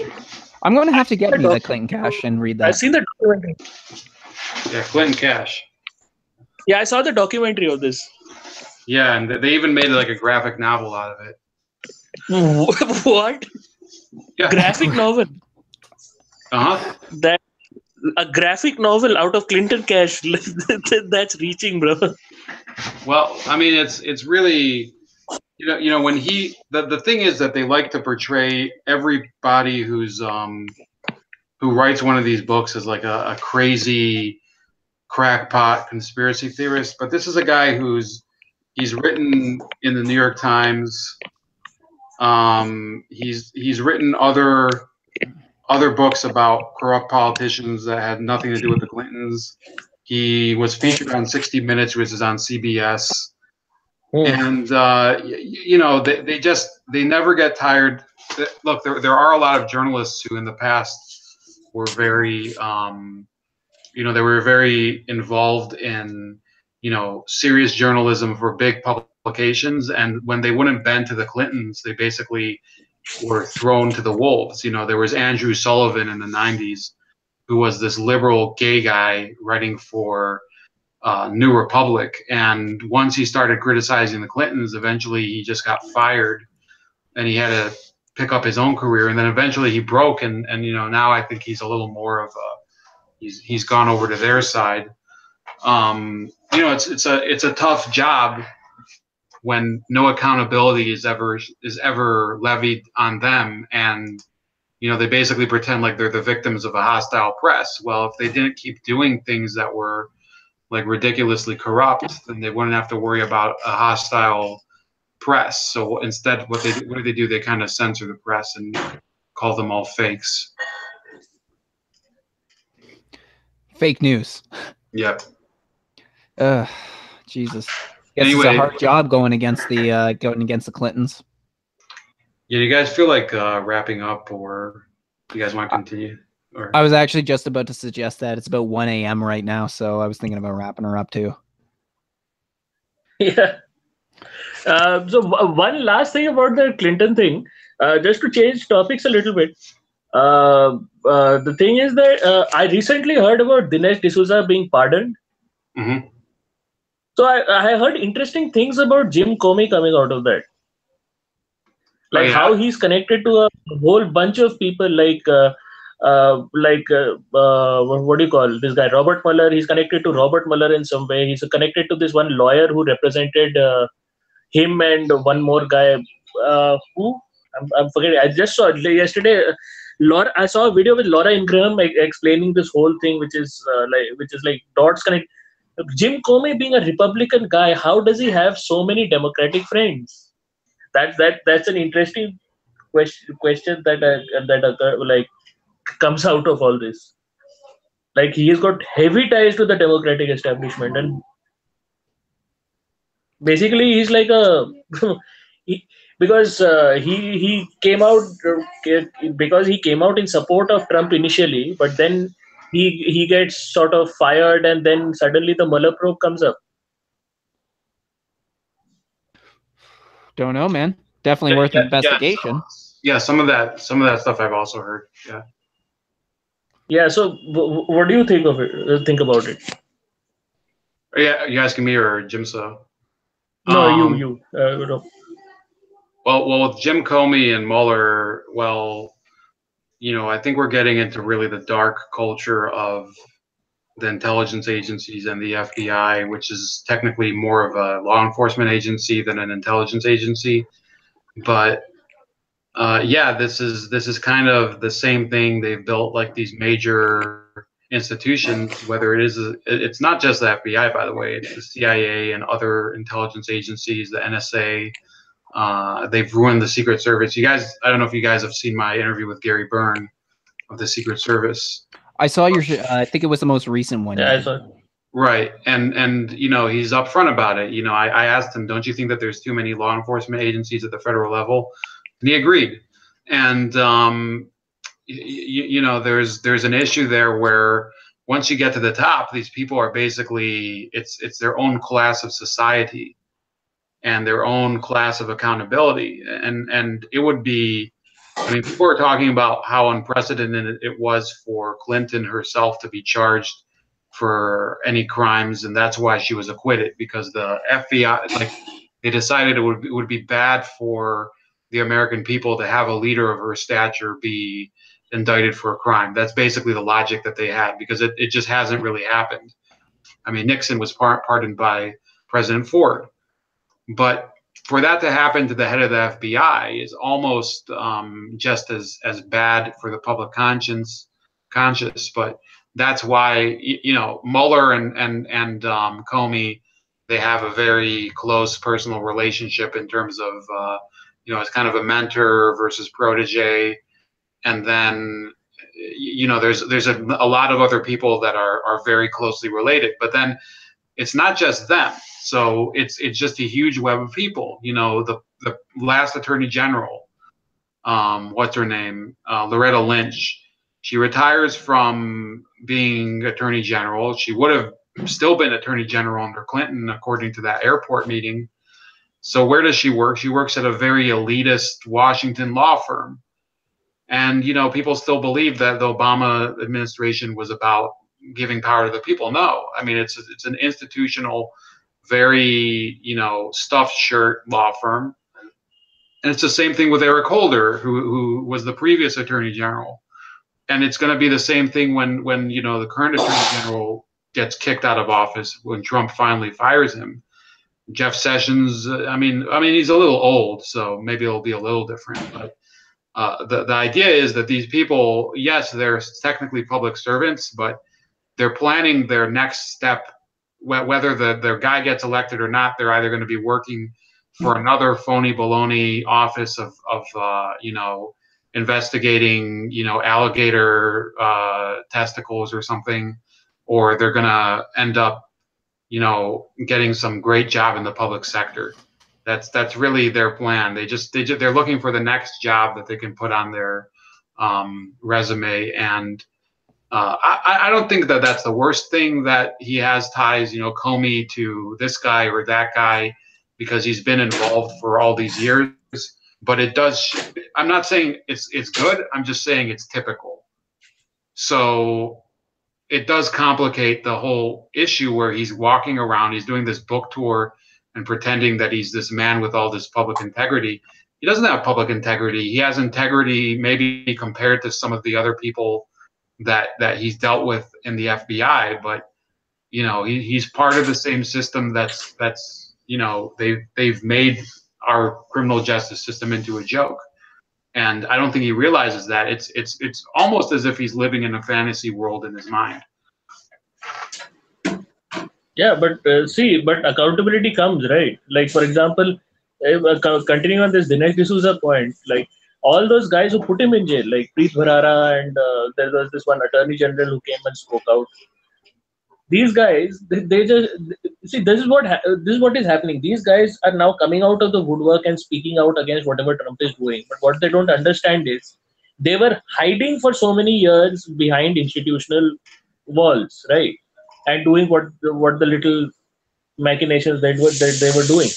But now what they don't understand is when they come out and speak, they get stamped saying, okay, this guy was hiding in the woodwork, okay, that woman was hiding in the woodwork, or all these people were hiding in the woodwork. Now they're coming. Now the light has been they couldn't.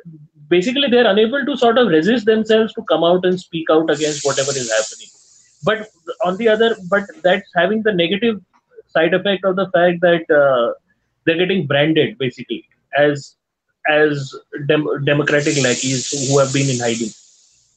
Right, but I mean, you're talking about the public perception of it, which is correct. Yeah. I mean, you're right about that. That you know, Dinesh D'Souza, you know, I don't like the way that candidates are funded publicly. So, you know, should there be laws about that? Probably, but he was selectively prosecuted, and there are clearly people much more culpable for doing things that are much worse than what he did. Like I mean, I was just looking.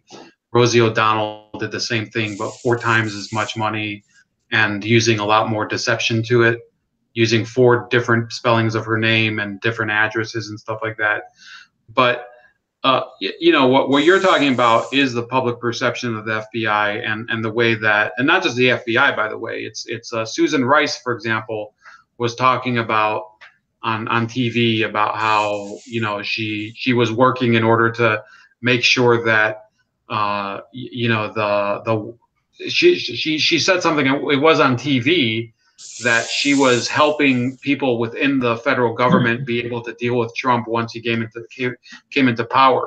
Then she had to walk back the statement because people were like, well, what are you doing? Are you trying to undermine the legitimacy of the new elected president? And she was like, oh, no, I mean, I was just trying to say that I was doing my best to help national security.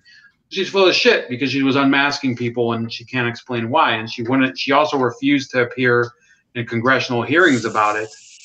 And this was a national security advisor. You know, the woman that some people are, you know, they're claiming that she's like a sister to Obama. I think they might be exaggerating that.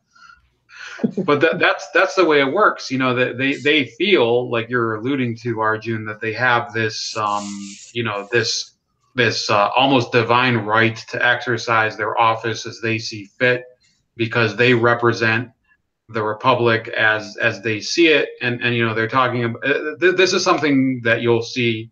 I don't know if you guys talk to Democrats, American Democrats, because I mean, you guys both live in other countries, so I don't know how, if you interact with them, and whether you want to. But a lot of times I'll talk to ones and they'll say, well, yes, there are issues with Obama, but at least he had the dignity and character to hold the office of president.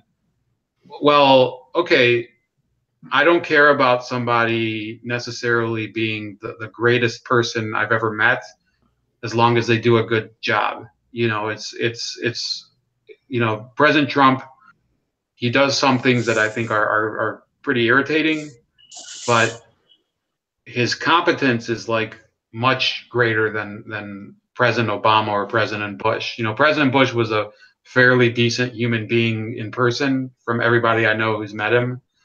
But he didn't know, you know, he was basically pretending the entire time that everything he did wrong was because of, you know, Donald Rumsfeld or something. And then everything he did right, it was like, you know, he was getting the vision of Jesus Christ on earth. And you know, every leader has a delusion like that. I think Donald Trump, believe it or not, he has less of a delusion as to that, because, you know, he's really strategizing on how to win. He's not strategizing on how to be a good person. Fair enough, man. Should we leave it at that? Yeah, I kind of do want to take off, but it was good talking to both of you guys. All right. Yeah. Thank you, panel, for joining me today on the stream. It was great talking to you guys again. I am joined with Arjun Sinha, and this is also Bold Like a Leopard. And if would you like to tell everyone where we can find you guys, so that way if they want to check out your channels? You want to go Bold? Go ahead, Bold, first. Yeah, I have mine is Bold Like a Leopard, Bold all in caps, on YouTube, and most other places at Chef Leopard. On Steam it's Razor Ray, and yeah, I think that's it. Arjun? Yeah. Oh, you can follow me at Mythic Arjuna on Twitter. Sounds good. I'm also on Hard News Network, Razor Ray McCoy, if you want to find me. Fair enough. Thank you, everyone, for joining us today. We'll talk again soon, all right? All right, have a great night. See you guys. And congratulations on the election. Thanks. Yeah. Enjoy yourself. Get drunk. Be a real Canadian. Should do. Will do. Got to get myself some beer first. It's okay. It's okay though, because now with Ford in charge, they're going to be available in corner stores, so it's perfect. Sweet. All right, Nice. guys. Have a great night. Bye bye.